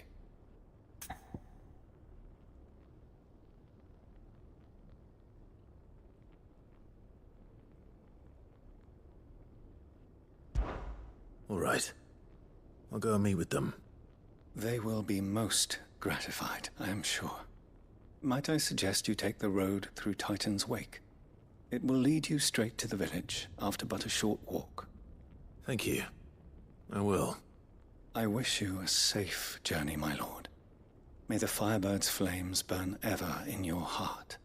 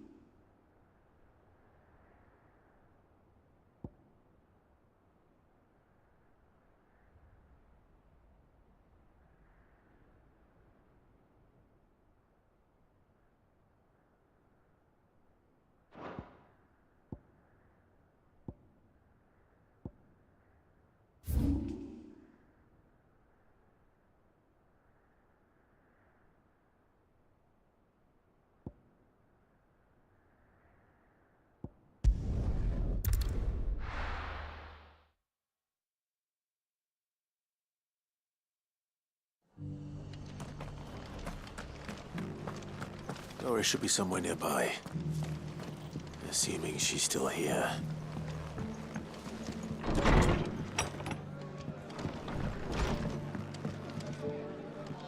Ah, Clive. I was just about to send for you.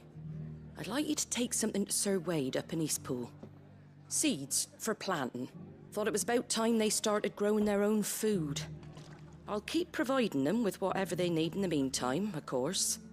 But if Eastpool's going to survive, it's got to be able to fend for itself. As have those poor bearers. They've lived their whole lives in servitude, but now they're their own masters. Small wonder they ain't got the foggiest how to provide for themselves. So it's up to us to teach them. And if you're wondering why you, well, the wagoneers taking supplies up that way have been coming back with more and more reports of Akashic around the village of late. Sir Wade's putting a brave face on it, but I think even he's starting to worry. And if he's likely to share those concerns with anyone, it's you. All right. Thanks. Wouldn't ask if I didn't have to. There. That should be enough to keep them in Gazal Greens for a few years at least. Gazal Greens? Not the most mouth-watering crop, I'll admit. But they're hardy, they grow fast, and they fill a hole. Better that than something that'll wither away at first frost. And chocobos love them too, which is no small thing. When I say all of us need to pull together to get Eastpool back on its feet, I mean all of us. They ain't exactly succulent, but cook 'em right and they're just about bearable. I'll take your word for it. Anyway, Sir Wade'll know what to do with them. And if he don't, well, I'll go up there and show him myself. I'm sure you will.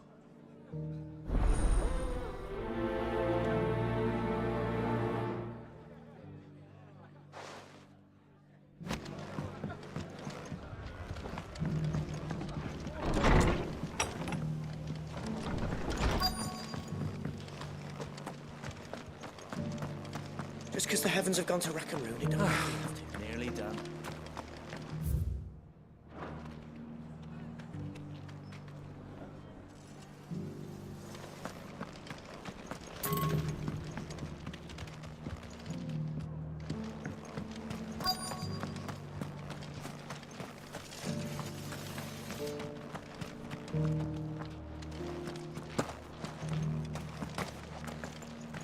It doesn't still hurt, does it? It's been a pleasure, Doris. Just like old times. I'll give your offer some thought, my lady. How goes the investigation? Sid, what brings you to Martha's Rest? You. I heard you were out here on your own, tracking our slaver. I trust you're being careful. Of course. And it had to be me. The bearers from the Dragon's Eyrie confirmed a long-held suspicion of mine that the slaver we've been tracking is an old acquaintance. She's no fool. If we'd come in force, she would have spotted us straight away, and then vanished without a trace. That was her just now, wasn't it? So, was it a fruitful reunion? I'd say so. She tried to recruit me. Seems her time in Rosaria is coming to an end. She's abducted bearers from across the region and is looking to smuggle them back into Sambrec. After her brush with those beastmen on the road to Northreach, she hired herself an Imperial escort, which she wants me to join. She's dangerous, Sid, but I think I can stop her. Then I'm going with you. I'll take care of the escort. You can see the bearers to safety. Where are they? The Baum Archers, soon to break camp. You go on ahead. I'll follow once I've sent word back to the hideaway.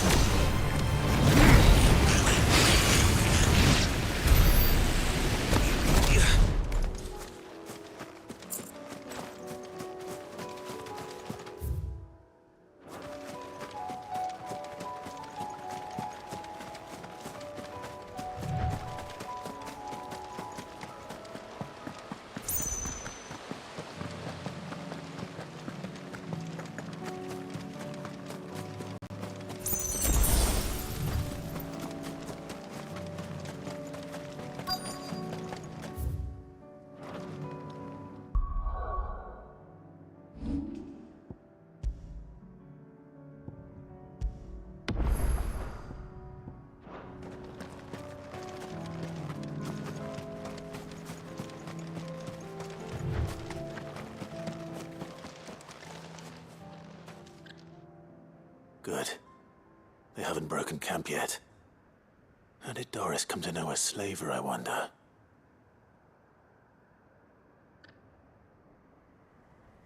We've waited long enough.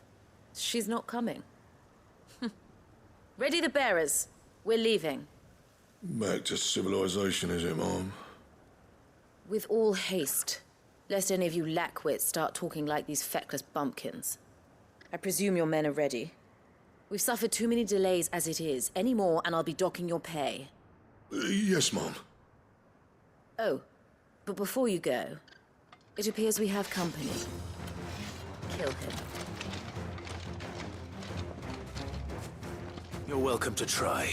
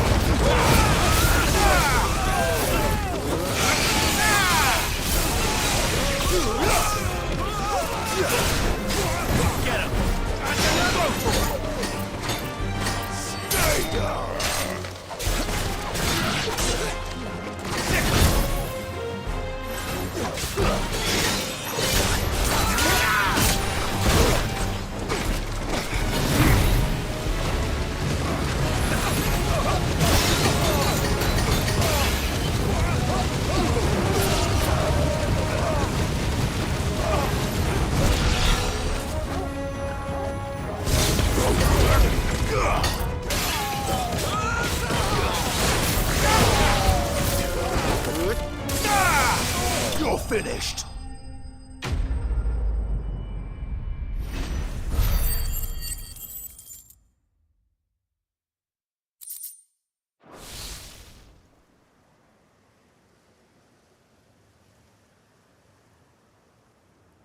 So much for your escort. You'll forgive me for not avenging my men. I'm not the swordswoman I used to be. I surrender. Do with me as you wish, Sid the Outlaw. Sid! Ah, Doris. I take it you're not here to rescue me from our brooding renegade? You know, I always wondered where you'd vanished to. But casting your lot with this criminal of all people... Better fighting for a cause than killing for coin. I'm sorry, Sid. I should have told you sooner. This woman, my former master, once trained bearer children to be weapons in service of the highest bidder. She raised me like a daughter, and I did terrible things to earn her favor. It wasn't all terrible, surely. We had our fun, too. You were always so eager to learn, and had such clever hands. All my other children took either to the blade or to the books. Always either or. But you proved yourself a master of both. That's why I kept you for my own. How about it, my little dagger? Care to swear that blade to me again? I never swore my blade to you, nor will I ever. I fight for a higher cause, to liberate the bearers of this world. Farewell, Master. Thank you for making me the weapon I am. You always were a righteous child. Perhaps that's the reason I loved you so.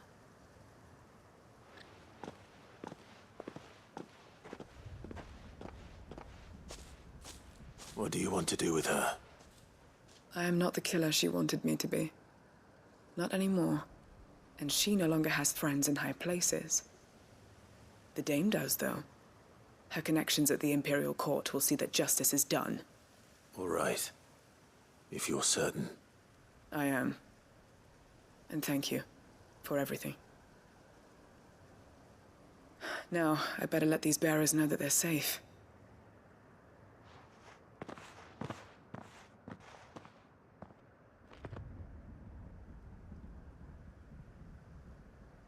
And I should head back to the hideaway and put Cole's mind at ease.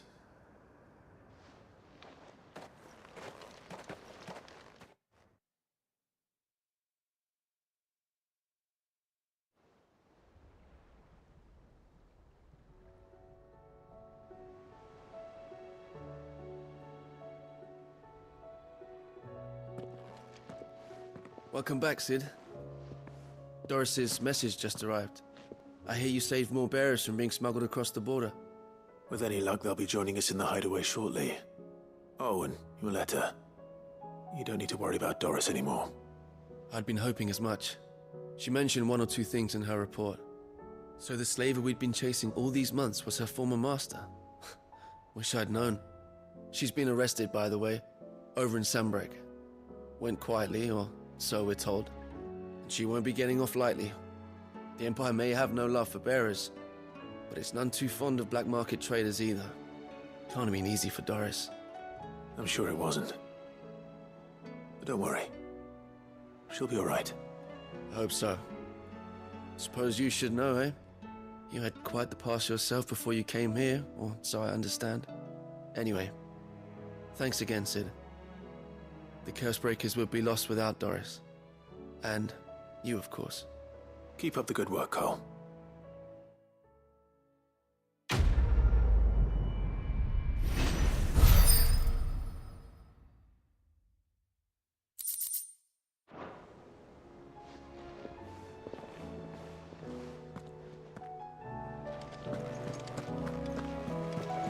Covered in nicks and lumps, the lot of them.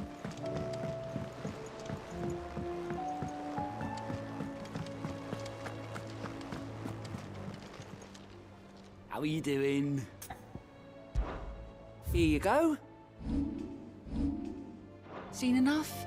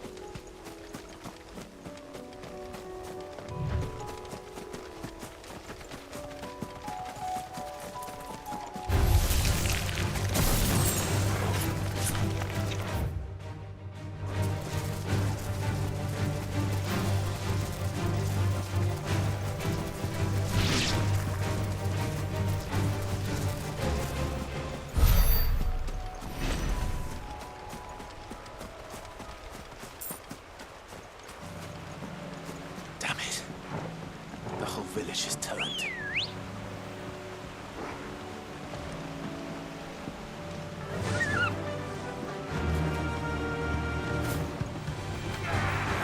I can walk from here. Get him!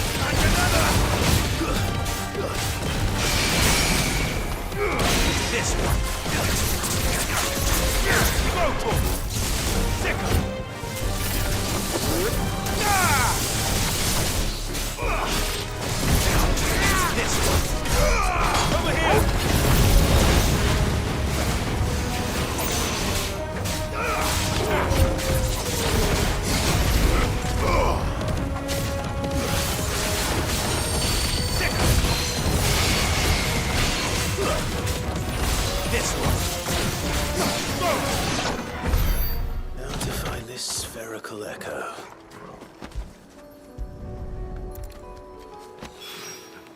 This is it. Right then. Just two more to find.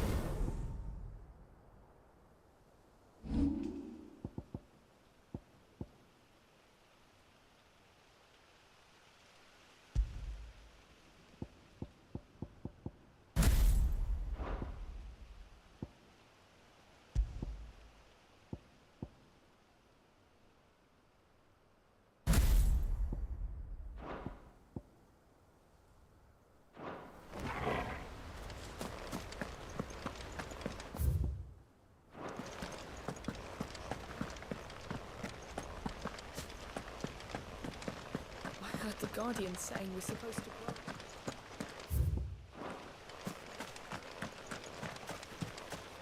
Ah, Lord Rossfield. What brings you to Eastpool? A delivery from Martha.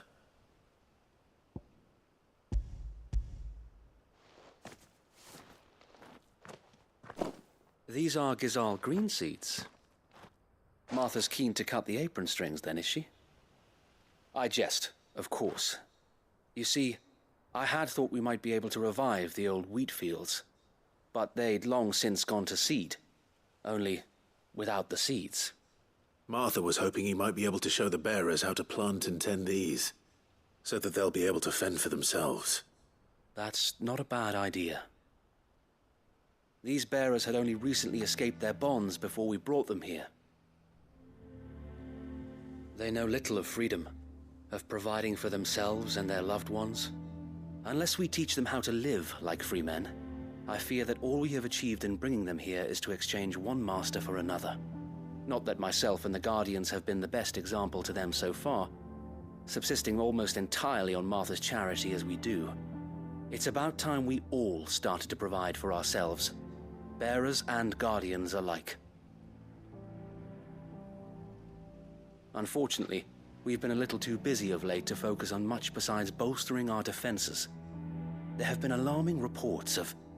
The Horde is closing in. They're coming, so wait, all of them. Damn it all, I thought we'd have more time. Gather the men in the square. Send to the rest for reinforcements. Yes, Sir Wade. The Horde. A Kashek, a veritable legion of them. They've been seen prowling around the northern reaches for a while now. We don't have the numbers to hold back a swarm that size. I had hoped to build a perimeter wall so that myself and the Guardians might be able to defend the village, but... Now you're out of time. Precisely. If reinforcements from the rest arrive before they do, we may just scrape through, but I fear that's rather an enormous if. What if you could call on reinforcements from Eastpool? You mean the bearers? We brought them here so they might live, not die fighting for their lives. So wait. You said you lack men to defend the village. Are the bearers not men? Do they not wish to see Eastpool saved? Though they may not be trained soldiers like your guardians, what help they are able to offer could still prove the difference between victory and defeat. You're right, my lord. I will appeal to them.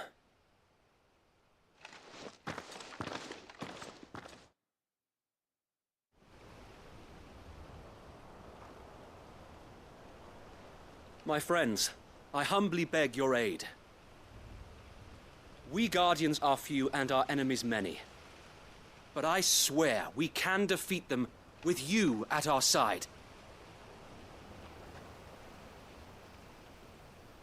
You would send us to the slaughter, to serve as bait for those fiends so that you and your men might be spared.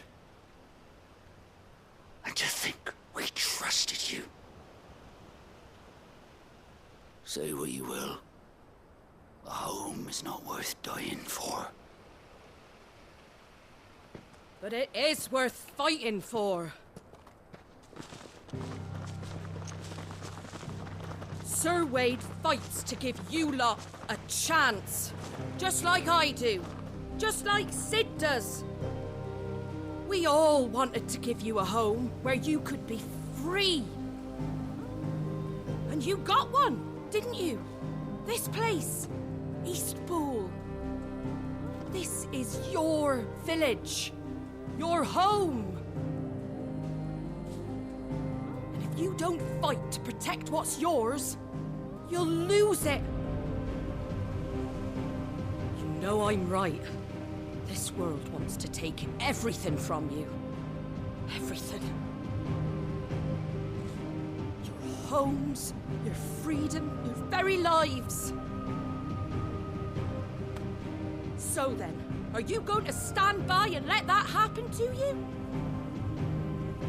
Are you going to accept fate like good little Bran did and die, having never stood up for yourselves? Or will you fight like free men and women?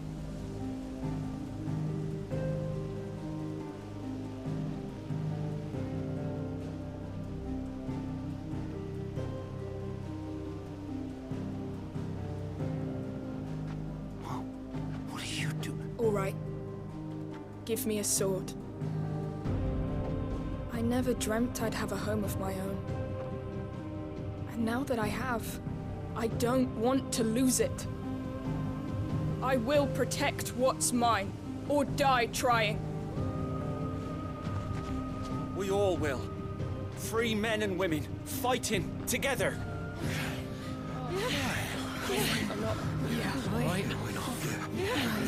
For Eastpool! For Eastpool!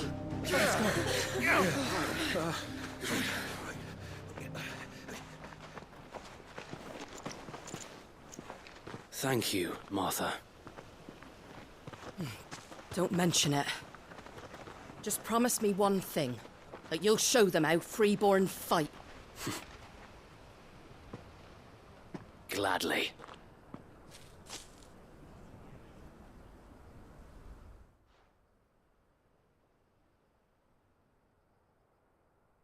Well, if it was numbers you were lacking, you certainly won't be now. Thanks to you. Me? Oh, I just love the sound of my own voice. Lord Rossfield, my lady, we're ready. So what's the plan of action? We'll divide our forces into several small detachments, each made up of guardians, bearers, and guards from the rest. These will position themselves at strategic points around the village. Upon engaging with the Akashic, each detachment will keep the creatures occupied as best they can, steadily retreating all the while. You're going to lure them into the village? I am. We will have neither the time nor the resources to treat the wounded, so injuries must be avoided at all costs. Instead, we will focus purely on defense at first. By coordinating our withdrawal through the use of messengers drawn from among the bearers, we will aim to have the swarm converge at a point of our choosing. With luck, that point will be the village square, the perfect place for our most able warriors to surround them and fall upon them, and for you and I to finish them off. A sound plan. but one that'll require a leader with a cool head and strong nerves to coordinate the retreat. I'd say you have both in abundance, Sir Wade, but you'll be needed. Please, leave the last of the fighting to me. Ha! And let you have all the glory? Sir Wade! They're here! Then you know what you must do. We work together, everyone playing their part, each shielding the other that no man might fall, that Eastpool might live on. For Rosaria! For Rosaria! We've no time to argue, my lord. I'll do as you ask. And I will do as you ask. Suppose we'd better do our bit too, then, eh? Right you are, Martha.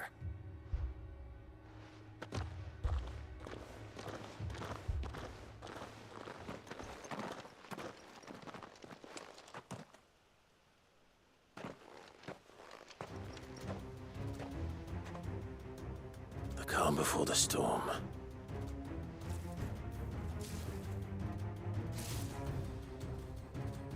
And here it comes.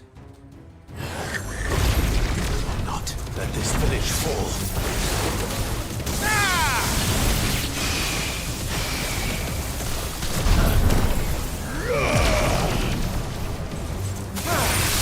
It's all yours. Get him. Farewell.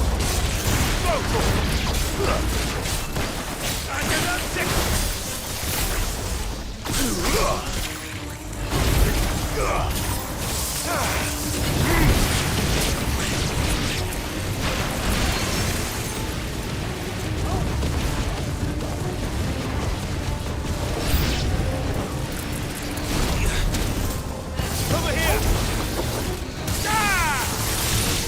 Now,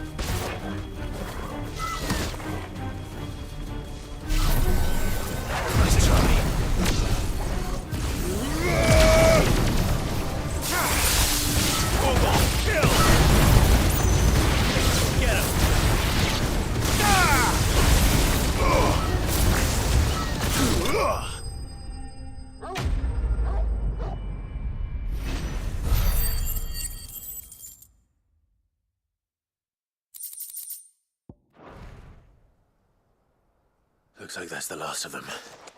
Lord Rossfield! Change of plan! What is it? Owl from the rest. An Akashic curl's been sighted on Rhiannon's ride and is headed in their direction. Well, the better half of her guard is here.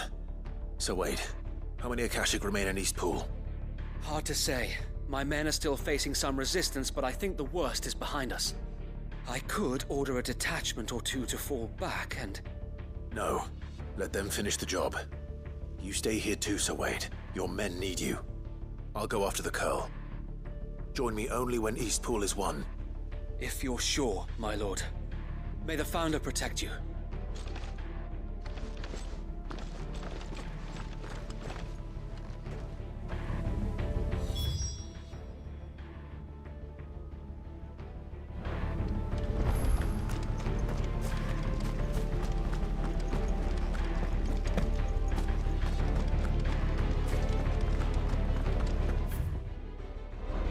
Next one's mine. I might...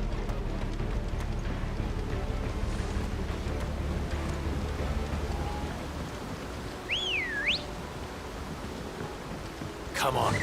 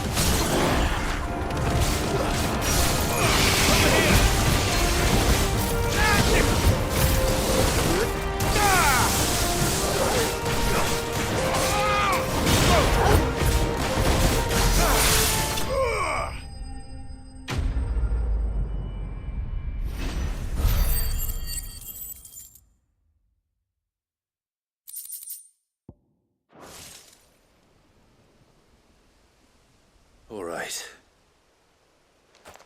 Back to Eastpool.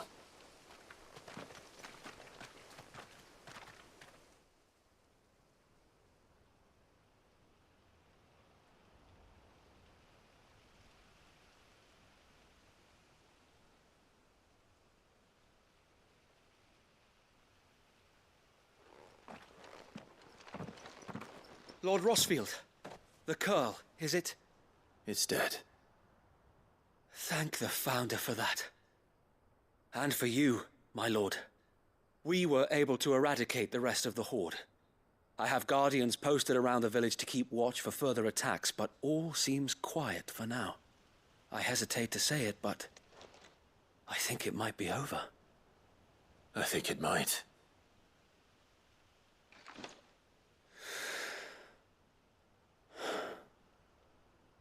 We did it. We saved Eastpool. Thank you, my friends. Thank you. No, Sir Wade. It's us who should be thanking you. You brought us together. Showed us what it means to fight for what you hold dear. We never had nothing to call our own before. We didn't know what it meant to protect it, but now we do. We really do. Forgive us, Sir Wade. You and your people saved us, and still we doubted you. But there's no doubt in my mind anymore. We're free men now, so we have to start acting like it. We have to fight to protect what's ours, to protect Eastpool. And we shall. We all shall. Together. This is our home. And if anyone or anything tries to take it away, they'll have us to answer to. Come on then. Let's get to work. This village isn't gonna rebuild itself.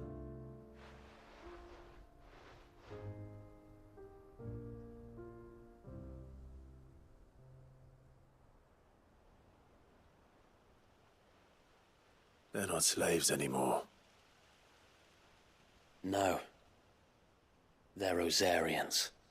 Your father took pity on the bearer's plight, and I believe if he was still with us today, this is what he would have wanted. I believe you might be right. I shall remain here, my lord, and do what I can to help rebuild the village. After all, this is my home now too, and I could hardly call myself an Eastpoolian if I didn't pull my weight. I think you'll find it's Eastpudlian, Sir Wade. But you should be proud all the same. I'll have to pull my weight too. Can't have the rest getting outclassed. Speaking of which, I ought to be getting back. Can we continue to count on your support, Martha? Of course, and I'll be counting on yours too. Us Rosarians have got to stick together, haven't we? Indeed we have. And Clive, come by the Golden Stables when you get the chance. I ain't paid you for delivering them seeds yet. All right. I will.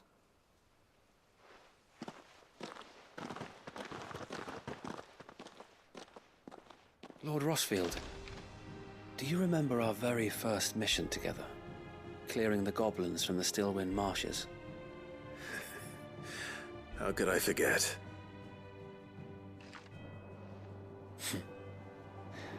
There's one sight that I shall never forget. You, facing off against that giant Morble. Not a trace of fear on your face. Since that day, there have been more than a few times when I felt like giving up. When the odds seemed so stacked in the enemy's favor, I thought I may as well just lay down my sword and surrender. But every time I would think back to the look in your eyes that day and remember what it means to be a shield. Know that whatever trials Eastpool may face, I shall never lose courage. Thanks to you. So Wade, you have always been a true shield. I know that Eastpool, and indeed all of Rosaria, will be safe in your hands. Thank you, my lord. I know the rest of the world will be safe in yours. I'll do my best.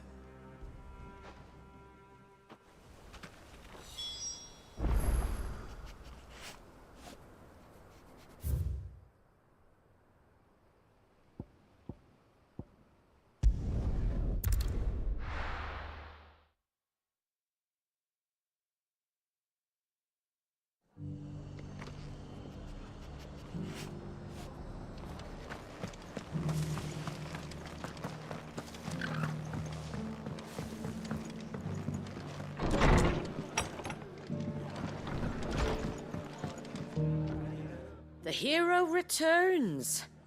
It's lucky you came by when you did, eh? Not only did my seeds get delivered, but you went and saved Eastpool and all. I just did what I could. And it's only right that you get rewarded for it. Take it before I change my mind. Thank you, Martha. So, Eastpool's finally back on its feet again. And a home to free bearers. Who'd have thought we'd see the day, eh? Well, it was your idea. I know that, but I never stopped to think what it would mean. Bearers in charge of themselves, thinking for themselves, working for themselves. Like your hideaway, but not even hidden away. Though I suppose the rest ain't much different nowadays. You know,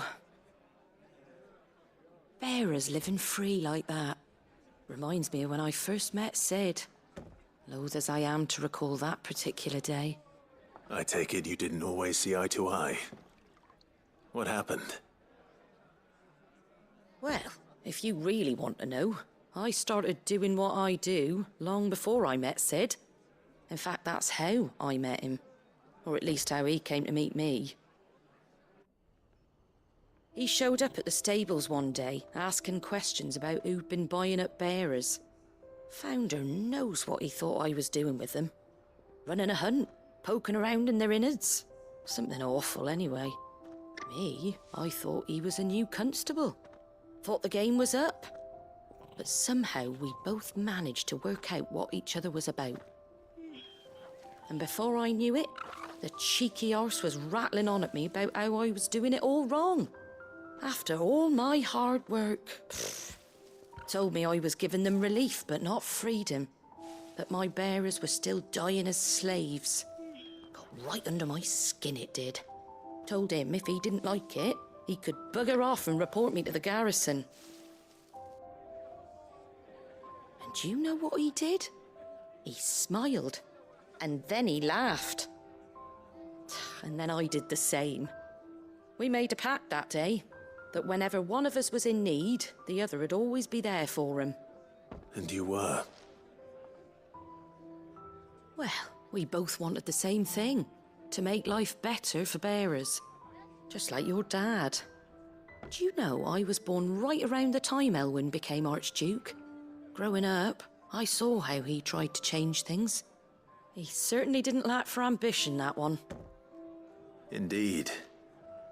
But the loftier one's ambitions, the harder they are to achieve. Which is why those of us who follow in their footsteps need to finish what people like Sid and my father started. Suppose you're right, aye. And if we don't manage it, there's always them who come after us. Good thing we've got a few half-decent sorts waiting in the wings, eh? It's almost enough to give you a little bit of hope. Just a little. Anyway, enough nattering. Better get back to work. Let's see about making everyone some dinner, shall we? The least the folks who saved Eastpool deserve is a hot meal. And you and me ain't gonna save the world on an empty stomach neither. That sounds like a wonderful idea.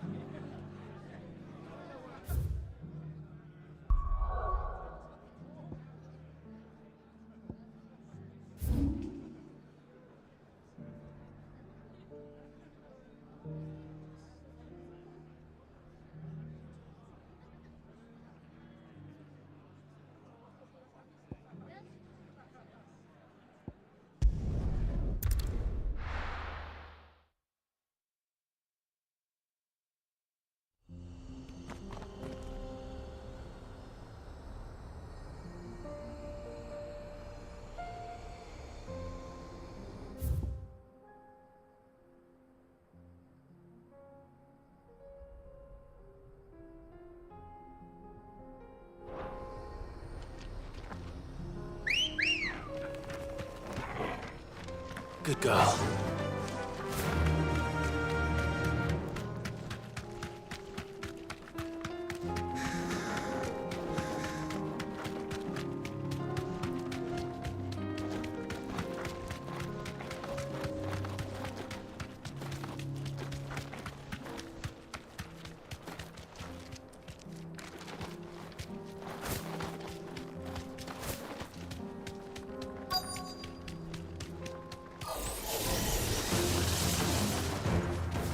safe.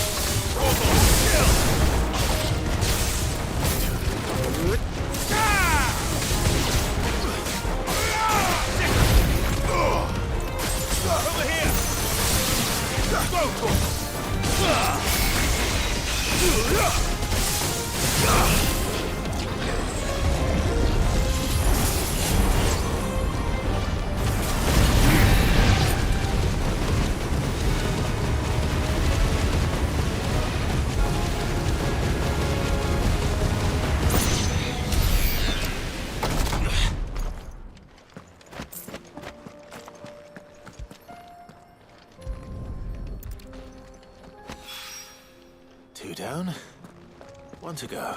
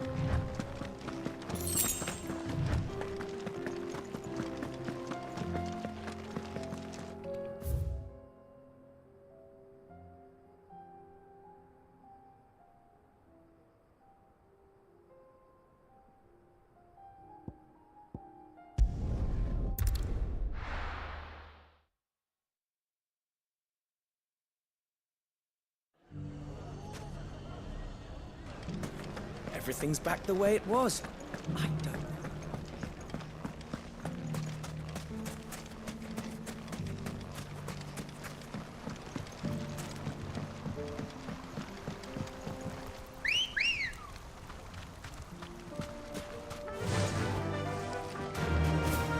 There's ne'er-do-wells.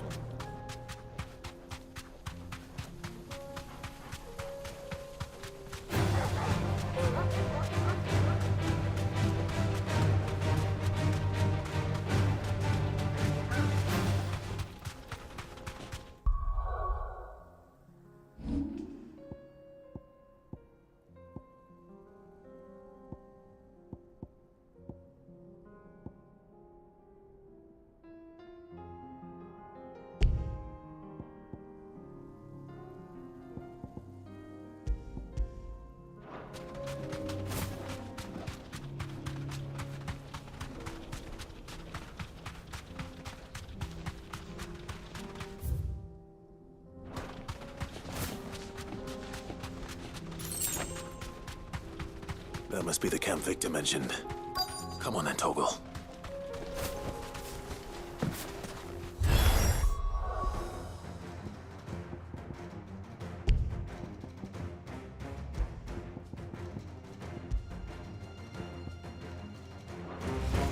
That's him! The one who killed Doc with the fingers!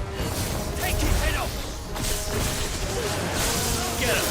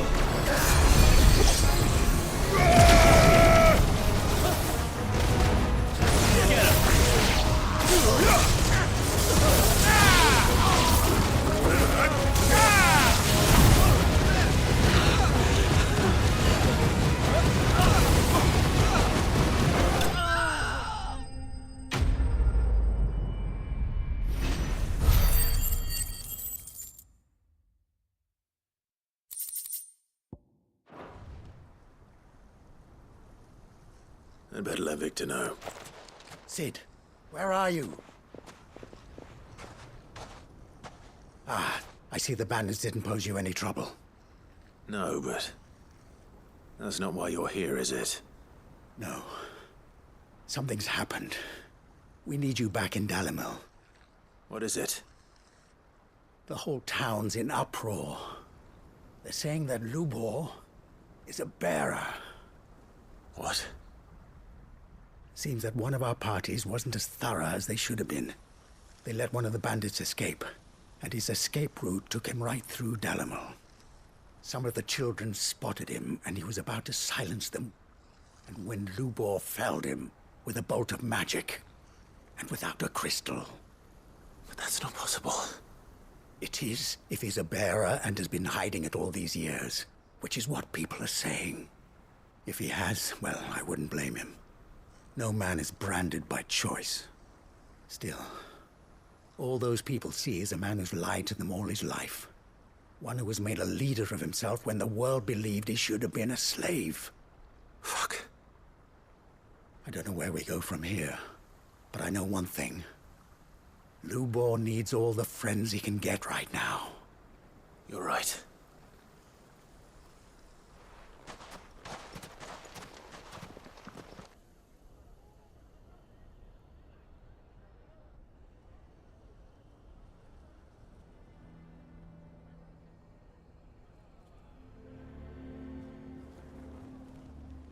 And now everyone knows. I made it a habit to keep a crystal close at hand for just such an occasion. And when that occasion arose, I forgot to reach for it. Well, it was bound to come out sooner or later. We're sorry, Lubor. We tried to keep running. But we just couldn't anymore. There's nothing to be sorry for. I rather enjoyed playing the hero for once. All that matters to me is that you two are safe. Look at him talking to his betters like it's nothing. All lies, I'll wager. Just like the ones he fed us all these years. Once people make up their minds, it's hard to change them. We need to do something, and quickly. Convince the people not to let their prejudices blind them. Convince them that nothing has changed. That their enemy lies outside these walls, not within them. You're right. We should speak to everyone.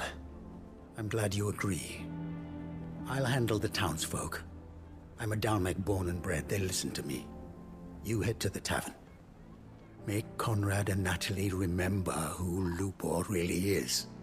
They know that Lubor and I are friends. I might not make for the most impartial of interlocutors. Lord Underhill of Randalar's League of Merchants, however, is a trusted and impartial mediator of note. I'll do what I can.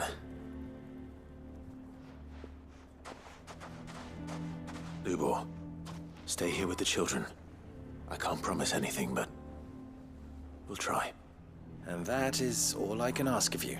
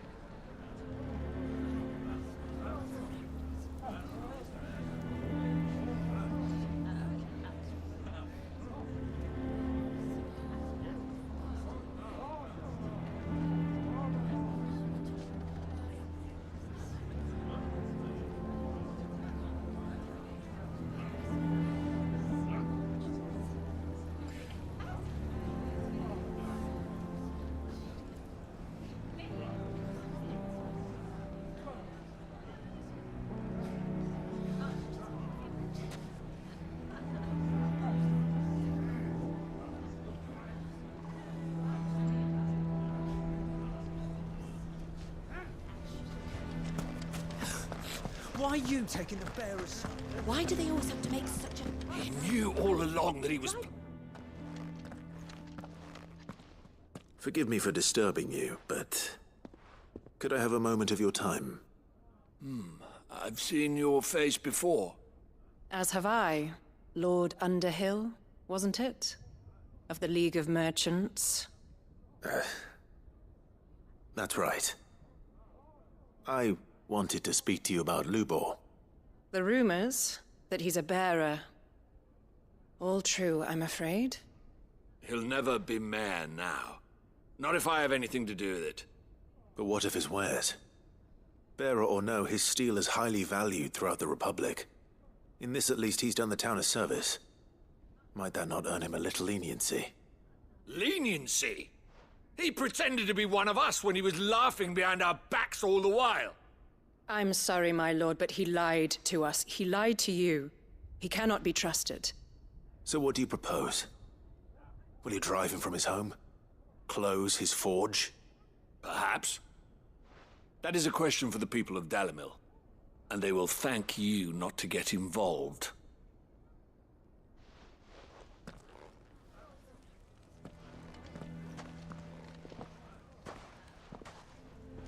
The townsfolk have made their minds up. There was nothing I could do. Nor I. Conrad and Natalie refused to consider anything but their own wounded pride. You never know. Once their anger is cooled, they might see things differently. For now, we should report back to Lubor. All right.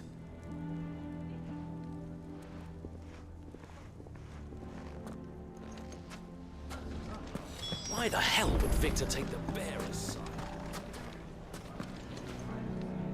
I assume the situation is hopeless? There's still hope. But...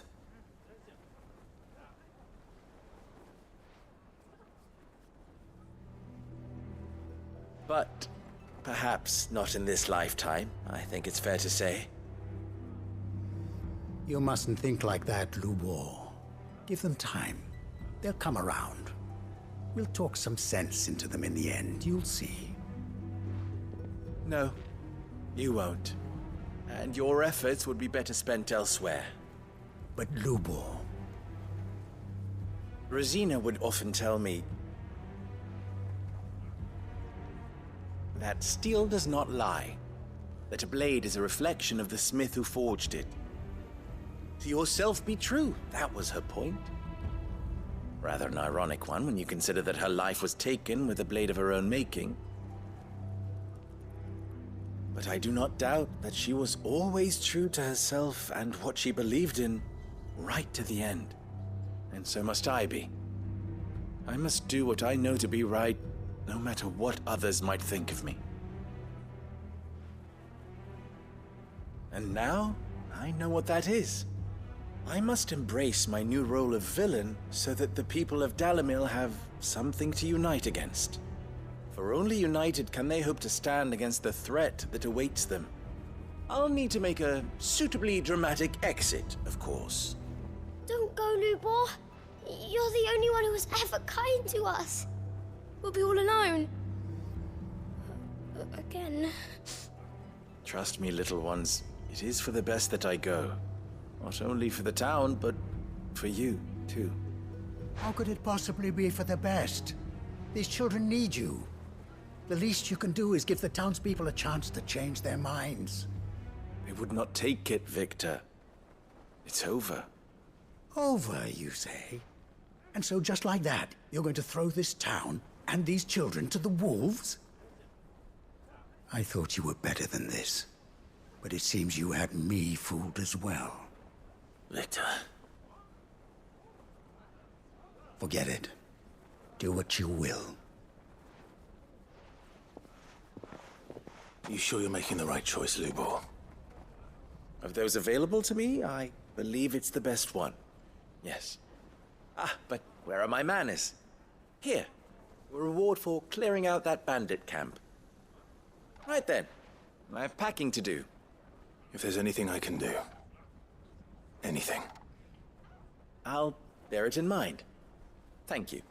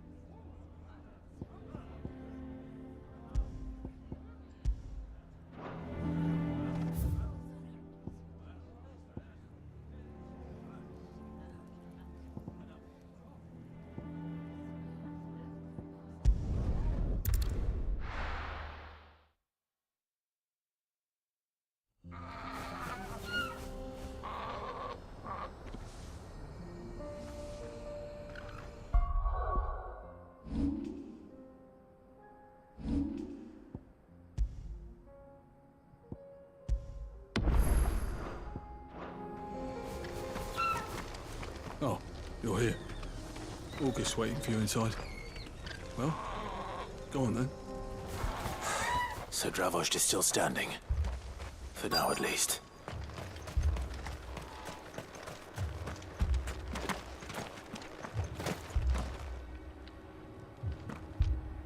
Would you like to see my wares?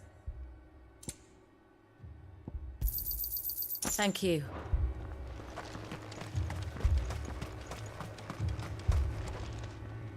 Clive! You're here! And the Akashic? Mostly off to the north still. But I spoke to Doris's scouts and it turns out things are worse than I thought. There's swarms of them out there. Told old Snotty to be ready to seal the north gate. That should buy us some time if we need it. Enough for the villagers to barricade themselves inside their homes at least. Well done. Welcome back, Sid.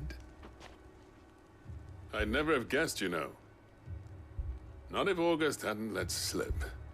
Who'd have thought that the savior of Dravost would turn out to be the realm's most infamous outlaw? Keen to help us out again? I am. Thought you could sneak off without me, did you? Blackthorn. Oh, what are you doing here? One of the scouts couldn't keep his voice down. Unlike my best mate who didn't think I deserved to know. Zoldan, how long's it been? Long enough for us two to turn into a pair of old codgers, I see. That your idea of an apology? Prick. Don't listen to him. You only did what you thought was best. For the village and that. I did, yeah. But that ain't the whole of it. Vulcan, our master, didn't leave the chiefdom to the two of us. He left it to me. The best blacksmith in Dravost, barring himself, of course. Bloody stupid tradition, in my opinion.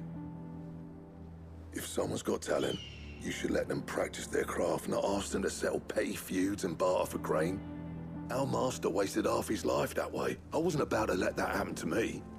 So you wasted half of mine instead? You're what Dravost needed. Under me and my precious ideals, this place wouldn't have lasted a year. So I left to devote myself to the work and spare you lot the consequences.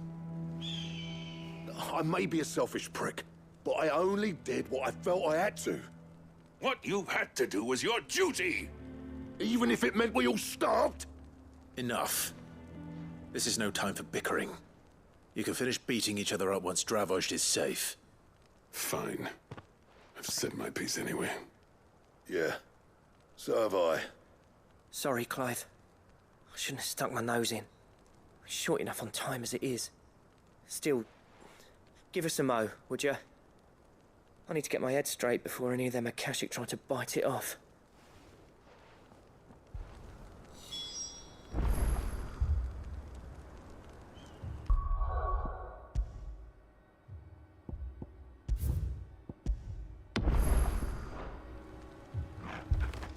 You, ready for the off, then?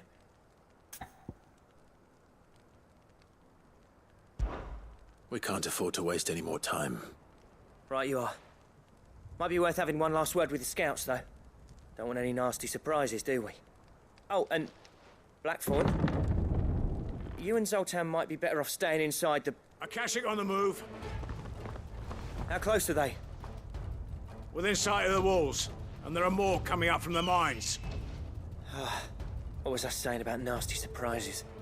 They'll wash right over us if we stay out in the open. We're pulling back behind the gates. Good idea. Get yourselves inside, but keep your weapons handy. Understood.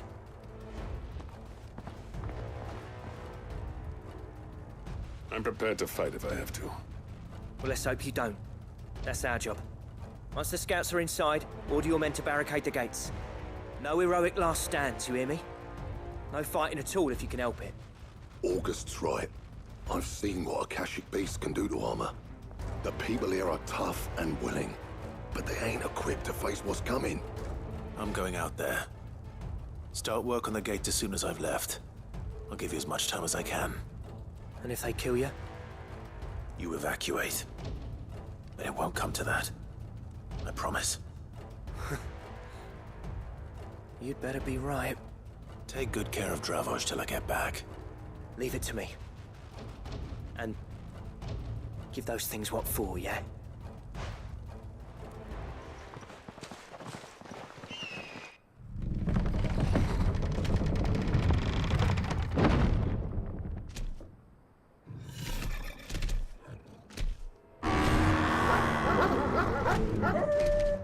All right.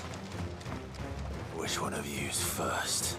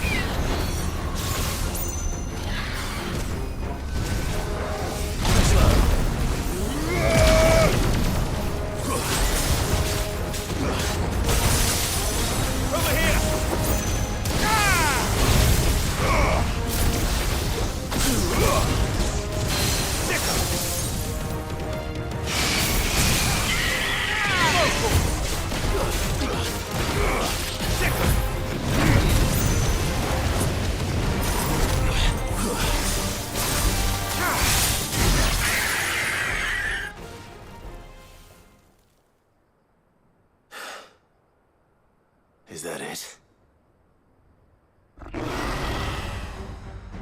Apparently not.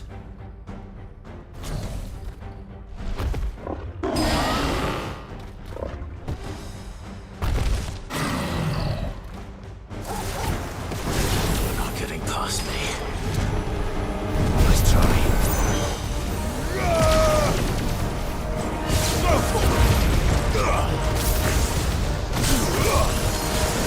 Get him!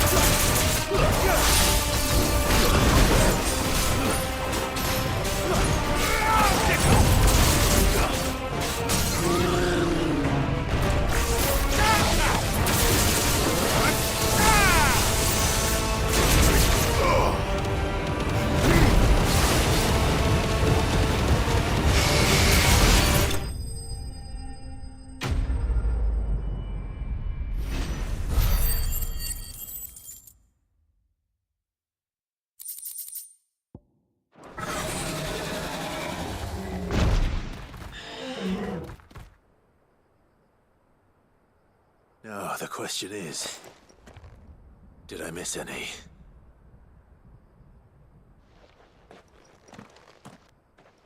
Man alive! You're still in one piece! I slew as many as I could. As many as I could, he says. The old bleeding lot, more like it. Well, almost. Only almost. Yeah, one or two did try to sneak over the wall. But we got the bastards, don't you worry. Good.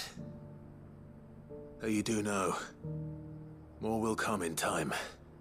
In time, yeah. But we can think about them later. Let's get you back inside.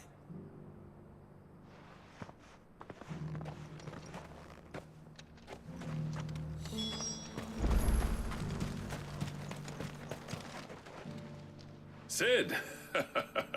You're even more fearsome than your reputation. Enough to give those Akashic monsters nightmares. I almost felt sorry for the wretched things. But mostly, I felt grateful. Dravost won't forget what you did today. I'm afraid I've only delayed the inevitable. There's no getting rid of that ether flood. Meaning that any living thing which stumbles into those mines will end up clawing at your walls again. And that's if the flood don't spread. If it does, well, I hate to say it, but the village's days are numbered. That may be, but we're staying just the same. With ether floods springing up all over, it's no less safe than anywhere, and more importantly, it's our home. We'll fortify the gates to the north, and I'll see that they're guarded day and night. All right. Then we'll give you a hand shoring up those defenses. As for you, Blackthorn, that's twice you've turned up when Dravosh needed you. So, thanks. I shouldn't have stayed away so long. And I shouldn't have left without talking it over with you first. Too bloody right you shouldn't. Though I doubt I'd have listened. I always envied you. How you made everything look so easy when, for me, it was anything but. You leaving gave me the perfect excuse to hate you. And from that day on, I never once stopped to wonder what it would have been like if you'd stayed. But what you said earlier, it was true. You'd have been the death of this place. Finally, something we can agree on. I hope you see the sense of it eventually. You kept this place alive. Alive, perhaps. Wealthy even, but Dravosh isn't what it once was. Our work used to be the pride of Dalmekia.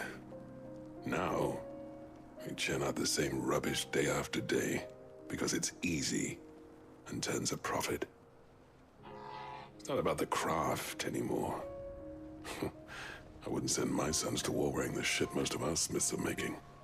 I've kept working, honing my skills, trying to lead by example, but no one sees the point. The average castle apprentice has as much passion for the craft as our current lot. Come back to us, Blackthorn. Remind Dravosh what a true master blacksmith looks like. I'll even man those bellows of yours if it means we can work at the same forge again. That's a kind offer. Kinder than I deserve. And I wish I could accept, but I'm needed elsewhere. There's people who trust their lives to my steel, and I daren't let them down. Fair enough. But that doesn't mean I couldn't visit from time to time. Let's see if we can't rekindle this town's passion for the craft, shall we? I'd like that. Just be sure to tell Snotty to let me in the next time I come calling, yeah? Knowing him, he'd let you in anyway. Blackthorn. The Master Smith turned outlaw, back in my good graces. I never thought I'd see the day.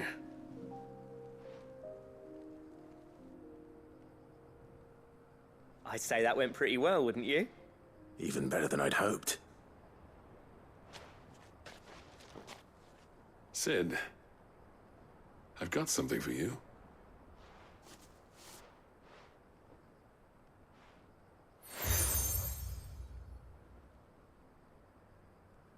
And this is? A token of our lasting gratitude. But I'm of a mind to make you a far grander gift. Designs for a certain sword have been passed down from chief to chief for generations. Now hold on, Zoltan. There's a reason no one's made that blade in centuries. There's not been a craftsman equal to the task. I'll admit your cinders make impressive steel, and I've learned to own an edge Odin will be proud of. But the engravings on that thing are enough to make a jeweler cry. And they're not just for show, either. Have you forgotten what brought you back to Dravost in the first place? A certain ring? I knew I'd never surpass you with the hammer and tongs. So I turned my hand to a different kind of metalwork. Between the two of us, I'd say we're the equal of any master craftsman ever to have graced a forge.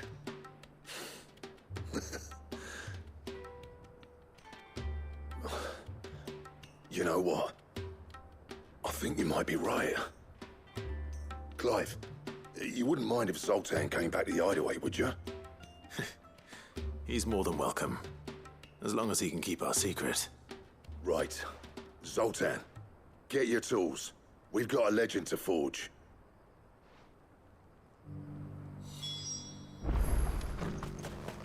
The beast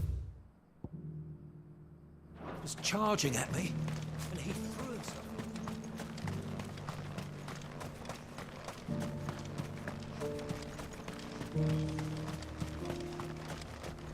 You and your friends saved Dravost twice over. We'll try not to ask it of you.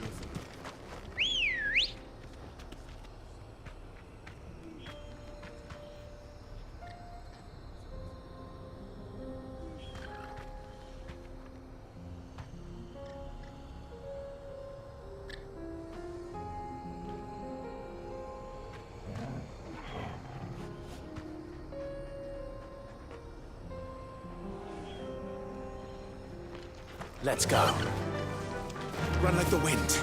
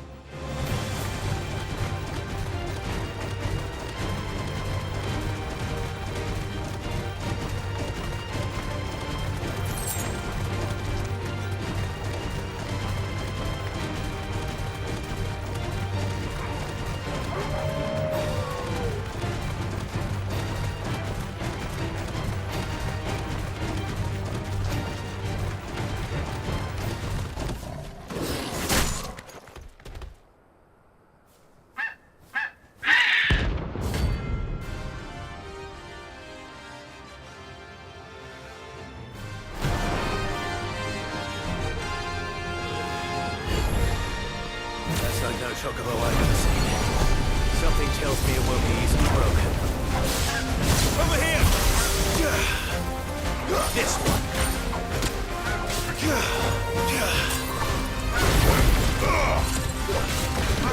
Nice try. All yours,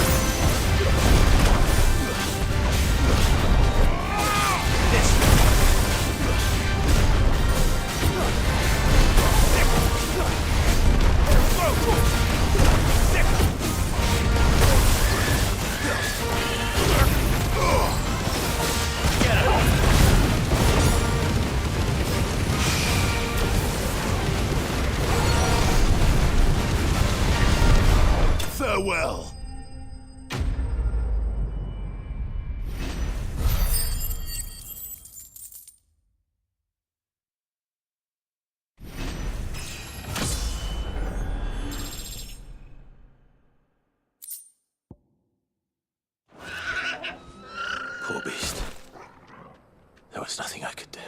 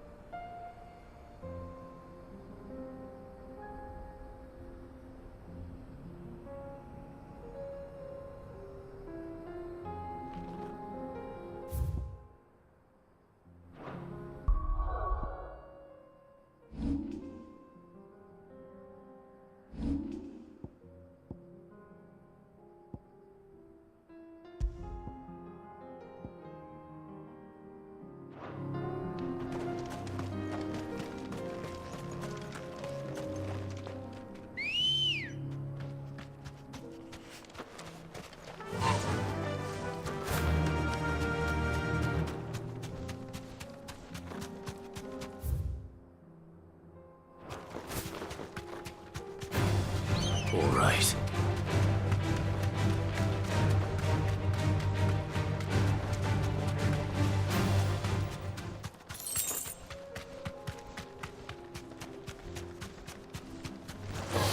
This won't be easy.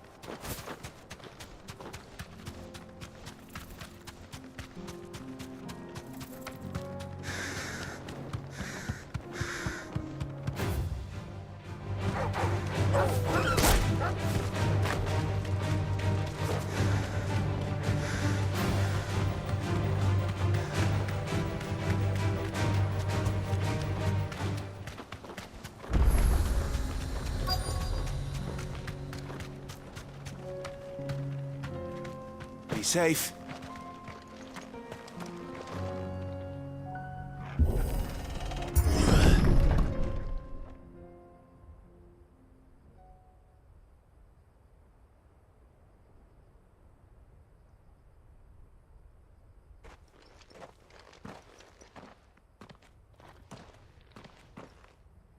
Oh no.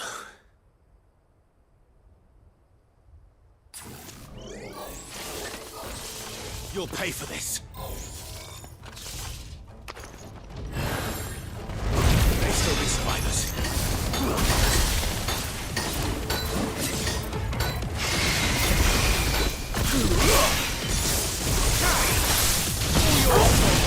Go for it!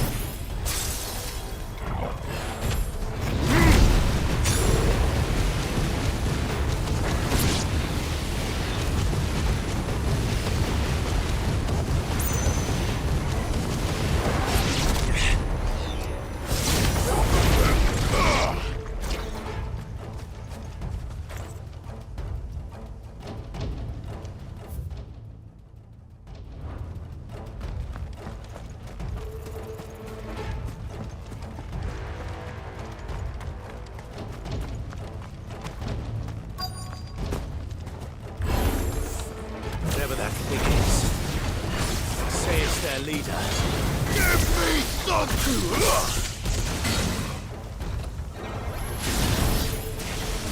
Too slow.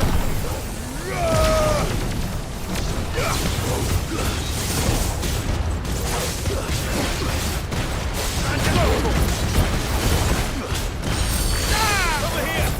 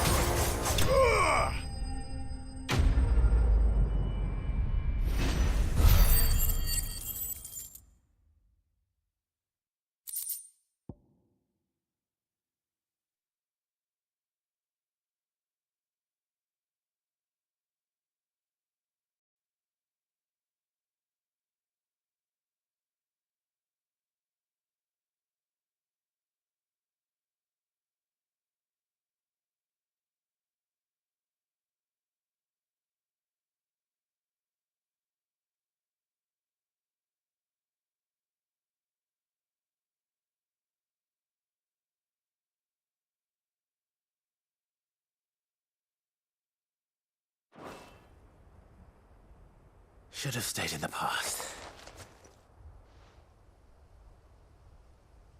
These must be Cyril's colleagues. You have our thanks, stranger. Who are you? Ah, forgive me, my lord. I did not recognize you. You are Lord Rosfield, are you not?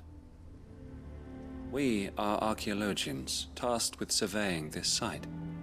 When the echoes appeared, our brothers here occupied their attentions. Thanks to them, and to you, we were, for a mercy, able to see our duty to its conclusion. You call that a mercy? Your brothers might still be alive if you put their safety before your duty. Surely this survey wasn't worth dying for. We are charged with uncovering Ultima's origins. A duty of the highest import, as I'm sure you will agree. And you think your dead brothers would agree with you too? I know they would. They gave their lives for the cause, an honor to which all undying aspire. Now, to what do we owe the honor of your presence, Lord Marquis? Cyril told me of your work here, and I agreed to collect your findings in his stead. I see. That is most kind.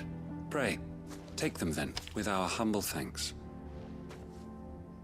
May the Firebird's flame burn ever in your heart, as it does in ours.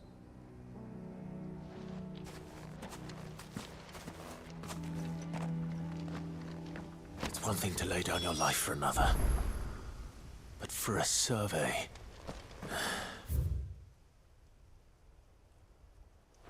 I suppose I'd better get this back to Cyril.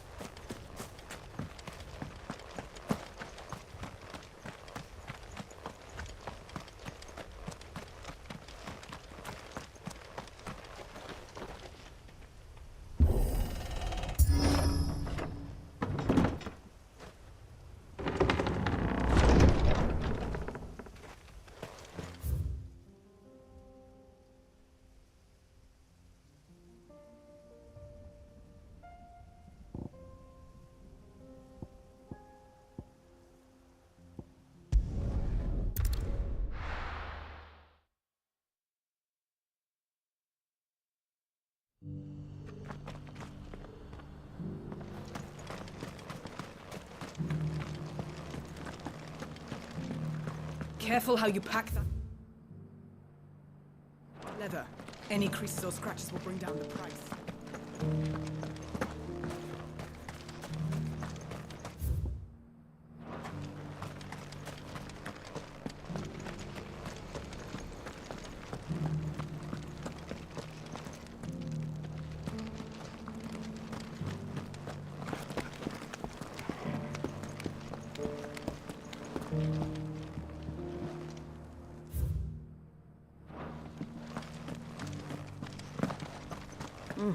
Not a scratch on them. Have you noticed the Elder has been coffinless? Here's the scraps you were after.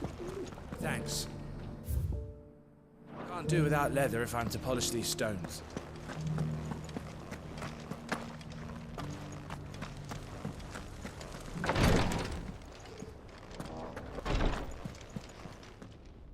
Ah, you are returned, my lord. I collected your colleagues' preliminary findings. Here, take them.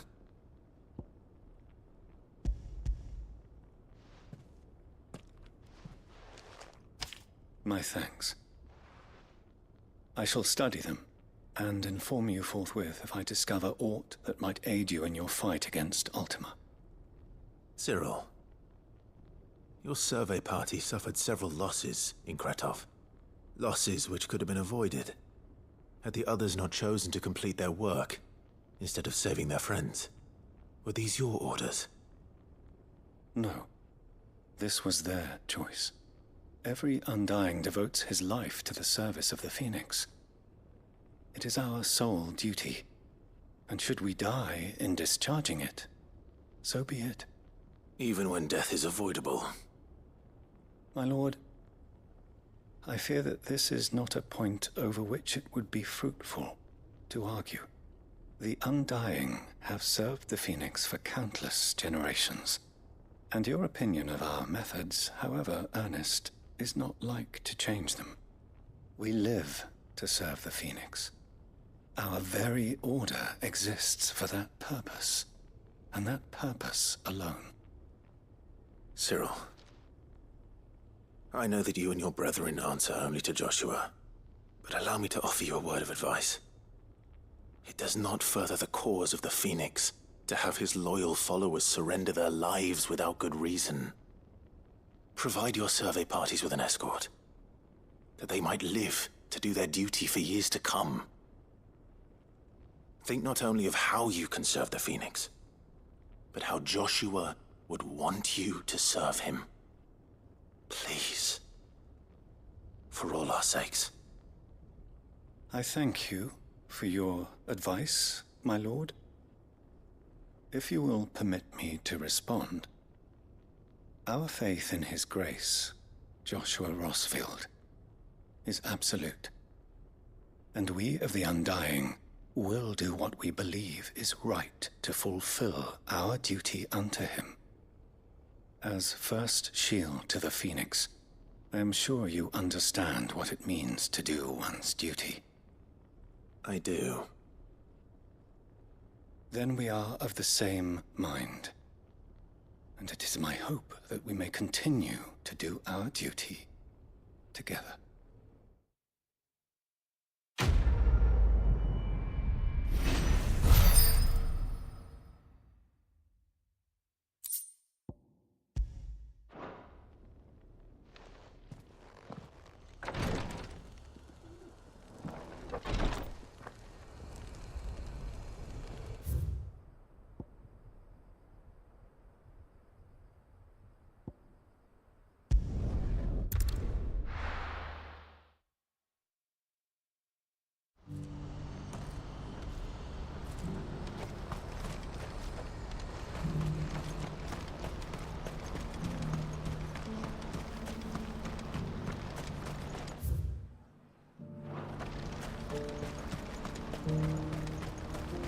What I wouldn't give for a whole meal. Looks like this is the end of it. When are they gonna let us through?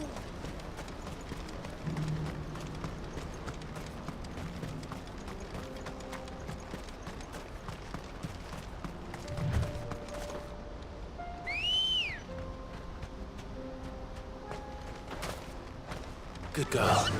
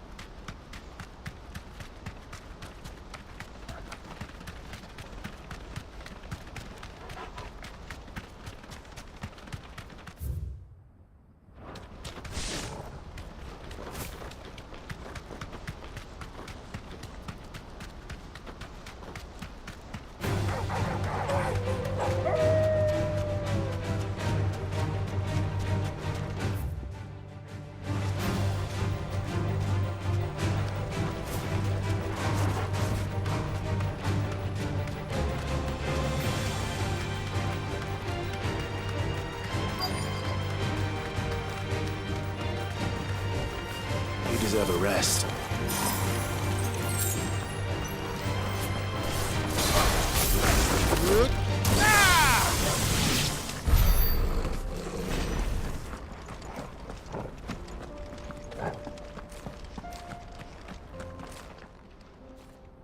I hope I didn't keep you waiting. Did you arrange to speak with the consortium? Here they are now. You wish to consult with me? I did. It's about the bearers you recently purchased from the Fist. We had all but finished making arrangements to buy them ourselves, and then you stepped into the fray. You misunderstand. The consortium had an interest in purchasing them from the very first. It was only our regard for you that kept us from bidding. But your hesitancy in accepting our offer to you suggested that the regard was not mutual. And so we resumed our business. I did not hesitate. I am simply not inclined to make such decisions without first giving them due consideration. But what is done is done. Come then. How much do you want for them? Alas, you are too late yet again. We rarely take on such unconventional merchandise without a purchaser in mind. The bearers belong to him now. Who is your buyer? A trader from across the water. A most demanding fellow, if it's any consolation. He insisted the bearers be fed, dressed, even given their own bunks for the voyage over. That's what you get when you deal with continental types. I wouldn't know. Oh yes, the culture on the continent is quite different to ours. They pay good money for bearers not fit for the knacker's yard, and treat them like kings. But as long as they pay... That does sound unusual. No matter then. If they've already left our shores, there's little that can be done. Allow me to withdraw my interest. And with it, my interest in joining your organization. My associates will be sorry to hear that.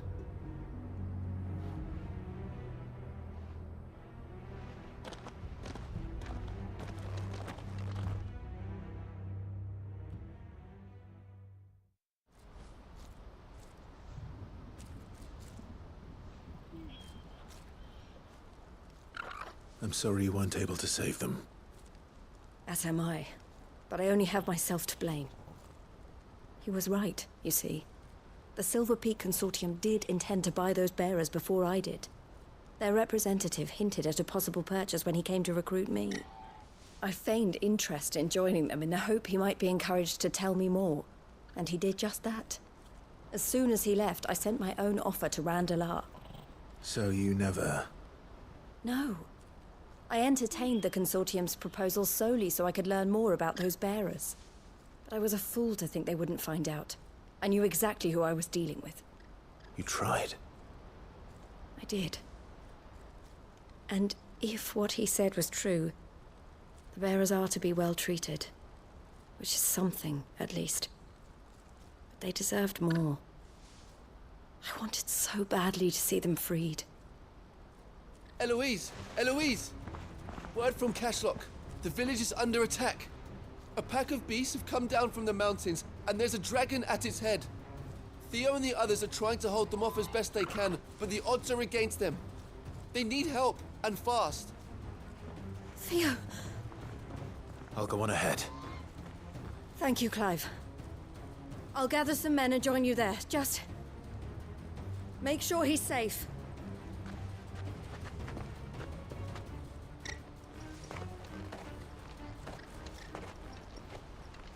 Hold on, Theo. I'm coming.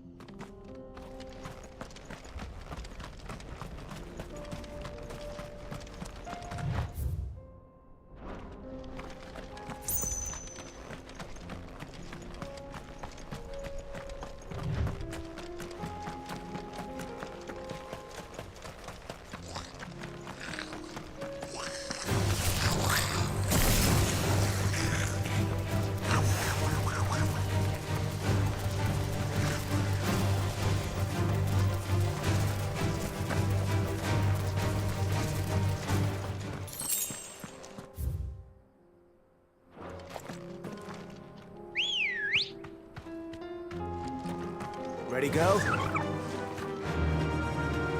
Fly, Ambrosia.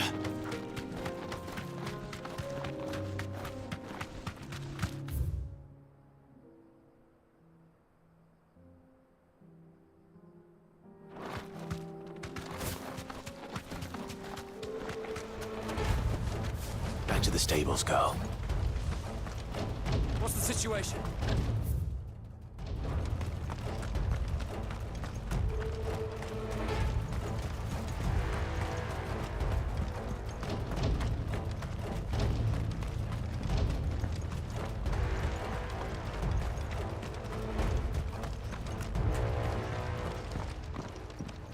Where's Theodore? Upriver! He led the dragon that way to keep it from the village, but the whole area's flooded with ether. We just have to pray he makes it out in one piece. I can do better than that. Torgal, with me.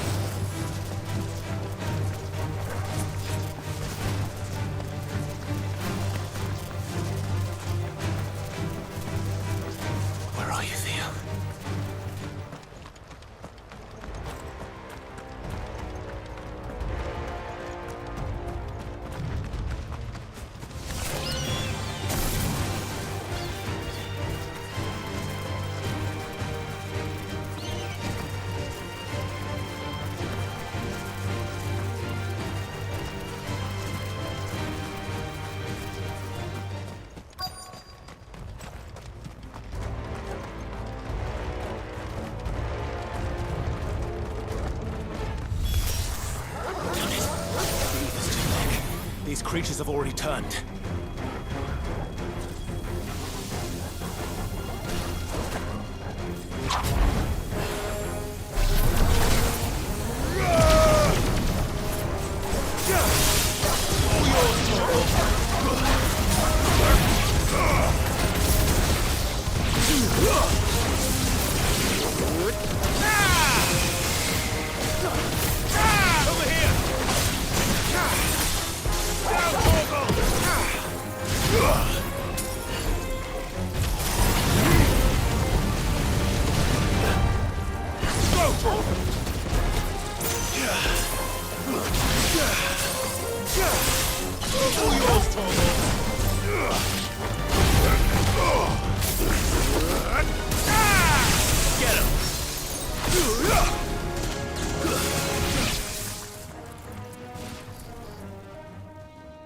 I can't waste any more time.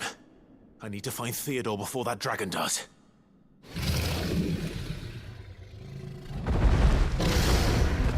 Looks like it's found me. This thing's turned as well. This isn't going to be easy.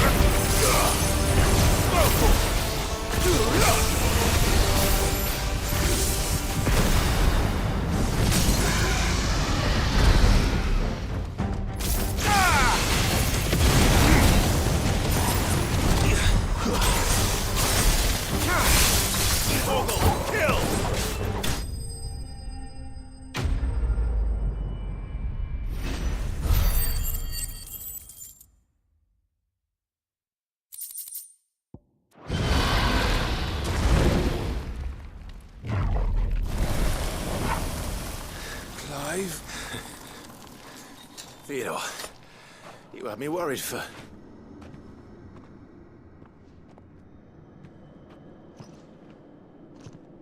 We have to get you out of here.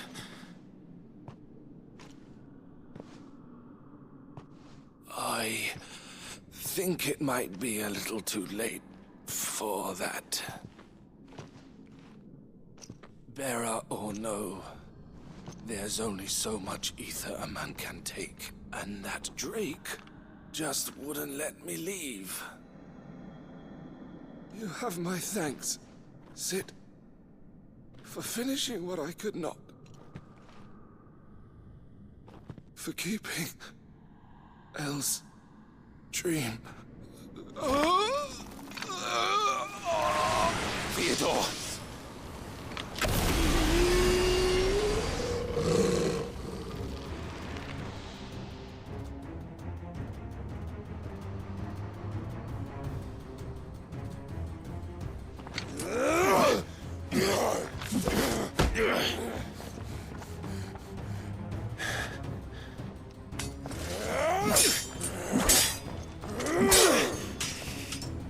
Don't make me do this.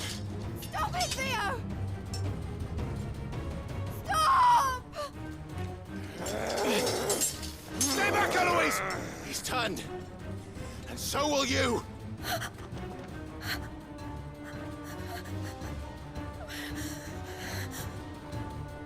Elle. Theodore.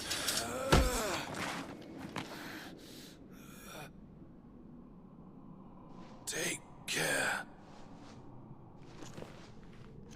of my sister. Theodore, wait. Goodbye, Elle.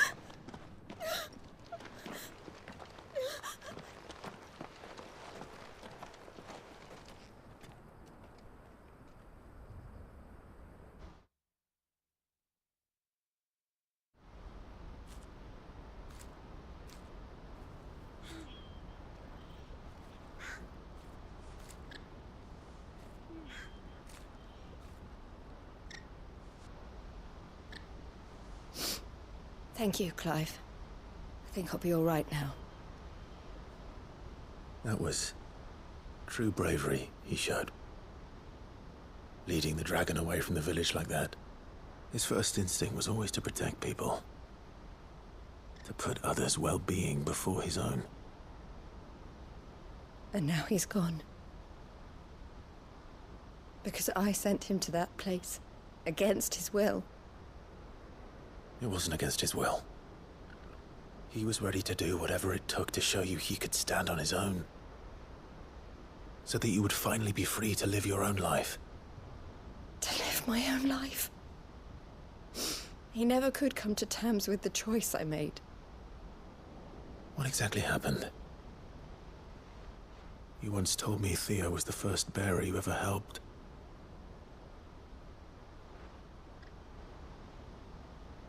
We grew up in Canva. We were born to one of the great trading houses. And I was chosen to inherit the family business. I had my father's head for figures, you see. Theo did not. While I studied the art of commerce, he played at soldiers instead. A late bloomer, in more ways than one. For unlike most bearers, it wasn't until his 15th summer that his powers awakened. My parents tried to drive him out of the house and into the care of the constables. But before they could, I took him into mine. Theo told me something else. He clearly admired your devotion to the cause of freeing others like him from slavery. But he said you deserved a better life than this. He wanted to free you from what he called your bonds, just as you freed him from his. I would be lying if I said I had not wondered from time to time how much easier my life might have been if I had allowed Theo to be taken and devoted myself to the family business instead.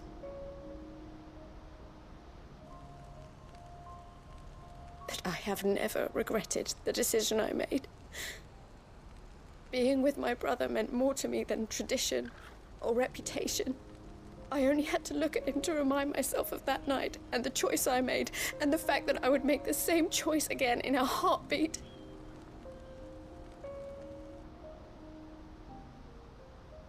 He was never a burden.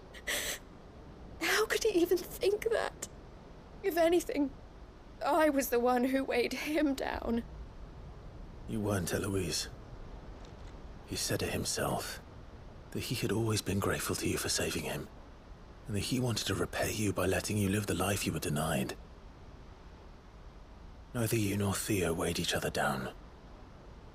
You loved one another.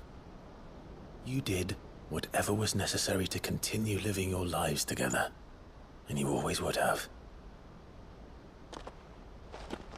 You're right. All I ever wanted, all I ever did, it was so we could be together. Oh, Theo, why did you have to...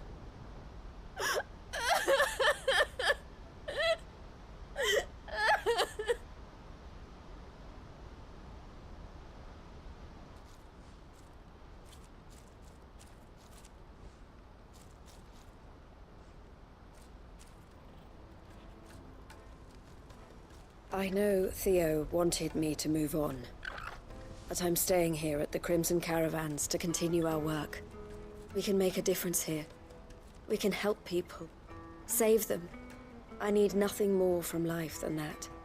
So I'll carry on doing what we do, ensuring that goods, people, bearers get where they need to be, bringing smiles to people's faces just like we always have, and to Theo's. Wherever he is. This is the life I have chosen. The life I will always choose. I've made a choice of my own, to continue helping you however I can. Whenever you need it. Thank you, Clive. Let's go on together then. For Theodore.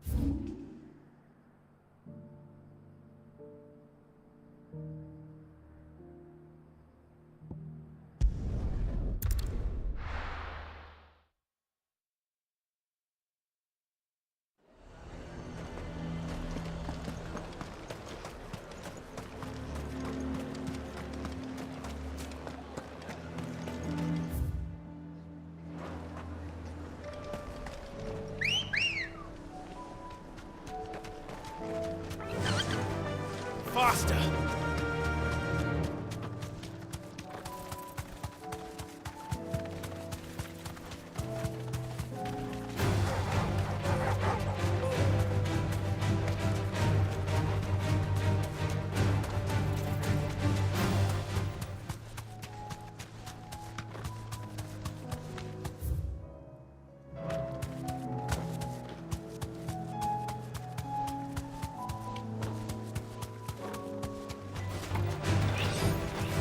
Deserve a rest. Over here!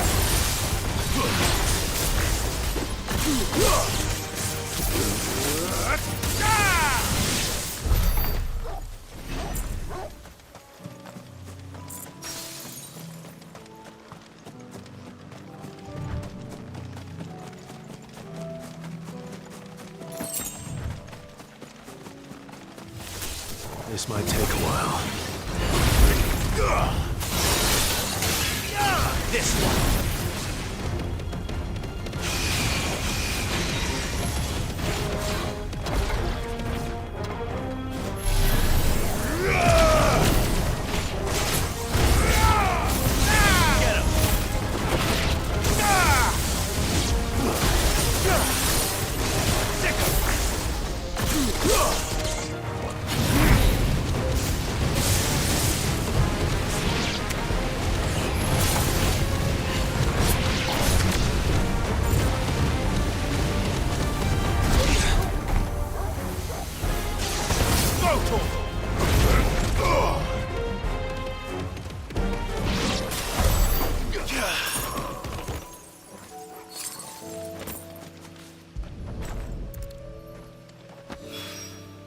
That's all of them. Oh, I can cross his toes now.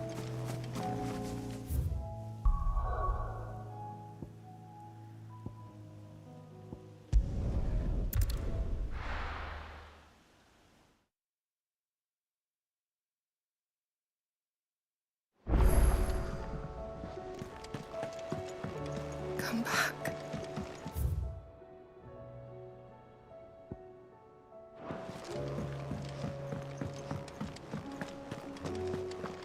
Oh, don't tell me we've run out of Papio nuts and all.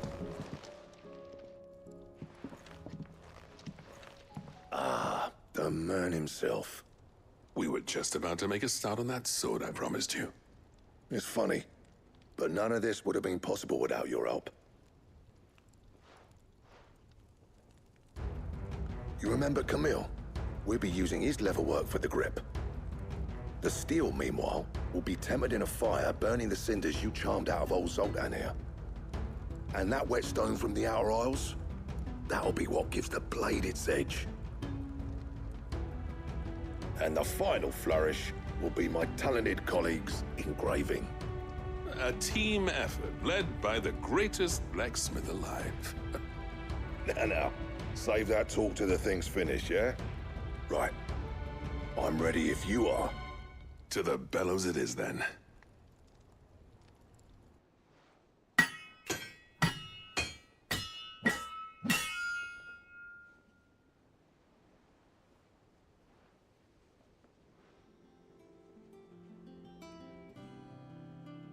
Well, bugger me. We actually did it.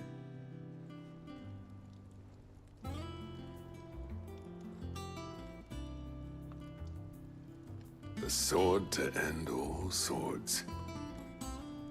Ragnarok. It's quite something.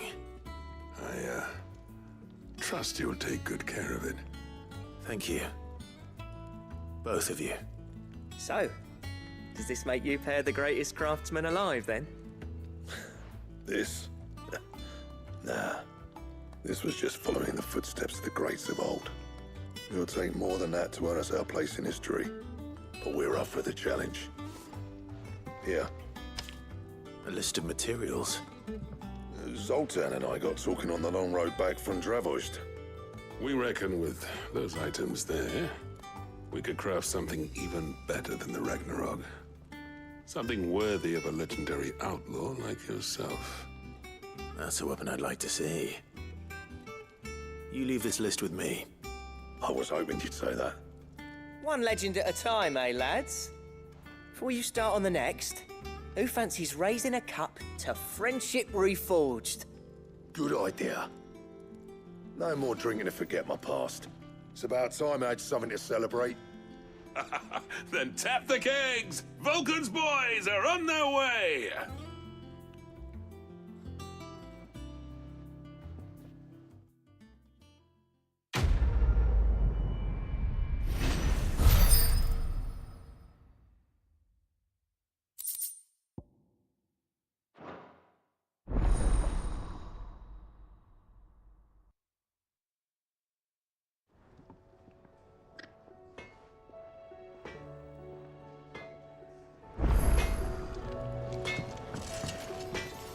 What do I owe the honor?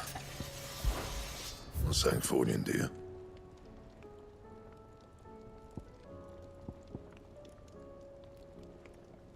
Anything else?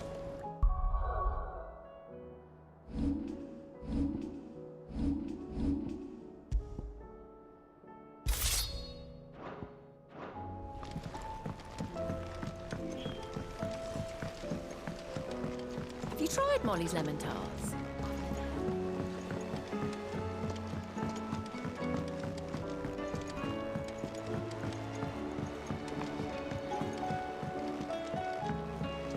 Canva lost? It can't be true. Miss, can we read Miss Editor's story for us?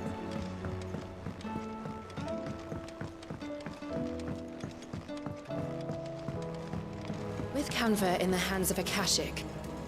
Ah, Sid! Wasn't expecting you back so soon. So, is it good news or bad? Good, thankfully. Here. Ah, that's brilliant! Thanks a blimmin' million! I'll fit 'em to the smelter right away!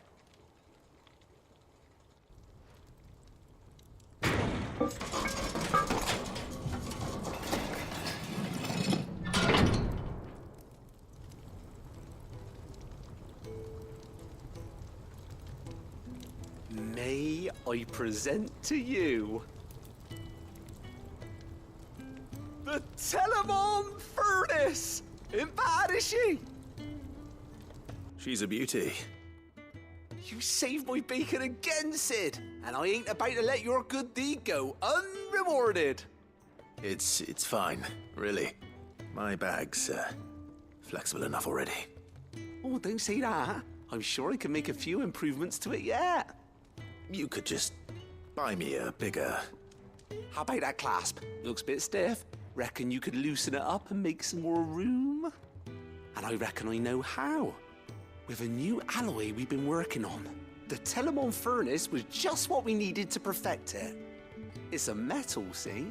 So it's lovely and strong, but it's also, well, stretchy, if you can believe it. Stretchy metal.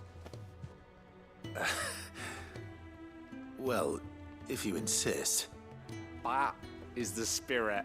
You'll love it, I promise.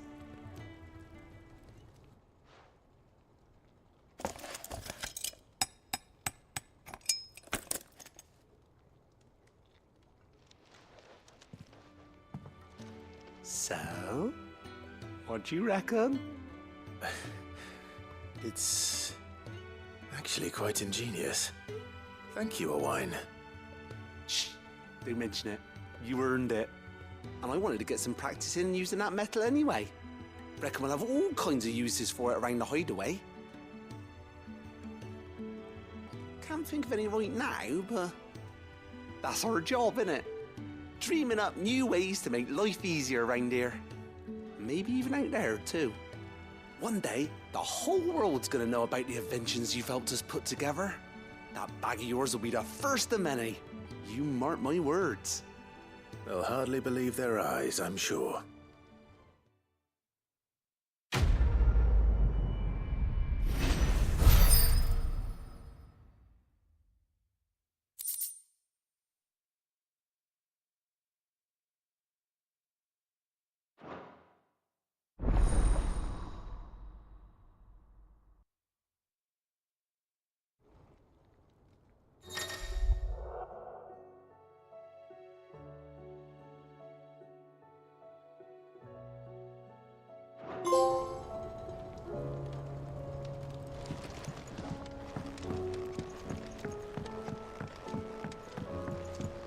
So, she don't need sails or oars?